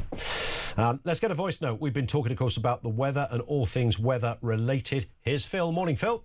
And it's Phil from Durban, regular contributor. I happen to be in the UK at the moment. What thing you should recognise, or your viewers must recognise, the sun is very, very dangerous. Certainly I am aware of, the sun in South Africa, in the December and January, it gets up to about high 30s, even 40 degrees. It never gets below 70 all year round. But I would warn people. I see people who've been exposed to really heavy sunlight, and you see in their faces their complexions become shuttered. Most of the men who work on farms and are exposed to the sun have black arms and black legs where they've had cancers removed. The sun is very, very dangerous. I mean, I stay out of the sun now. I've seen the damage it does. So all I would say to your viewers is be very, very careful. Use lots of sunblock and don't stay out in it too long. Great show, Ian.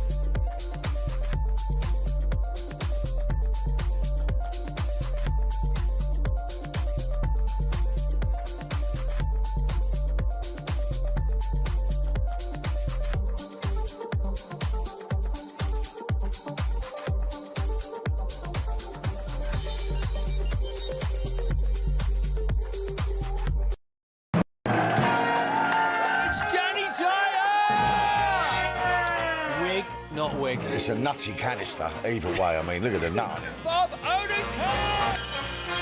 Saul was great. He was just a breath of fresh air. Amelia Clark! Star Wars versus Game of Thrones. Game of Thrones, definitely. I'm loyal. Don't tell Alex Hassel! In season 2, a lot of us get our clothes off. You do know you did that in season 1. Exactly, that's true, yes.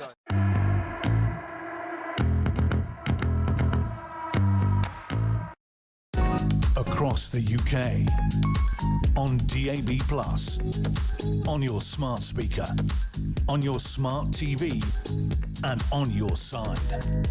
This is Talk. It is indeed Talk. Welcome back to the home of common sense. Terry says, I've had many times here in Brisbane, it's been over 40 degrees in the summer. We didn't melt. Although I've been in country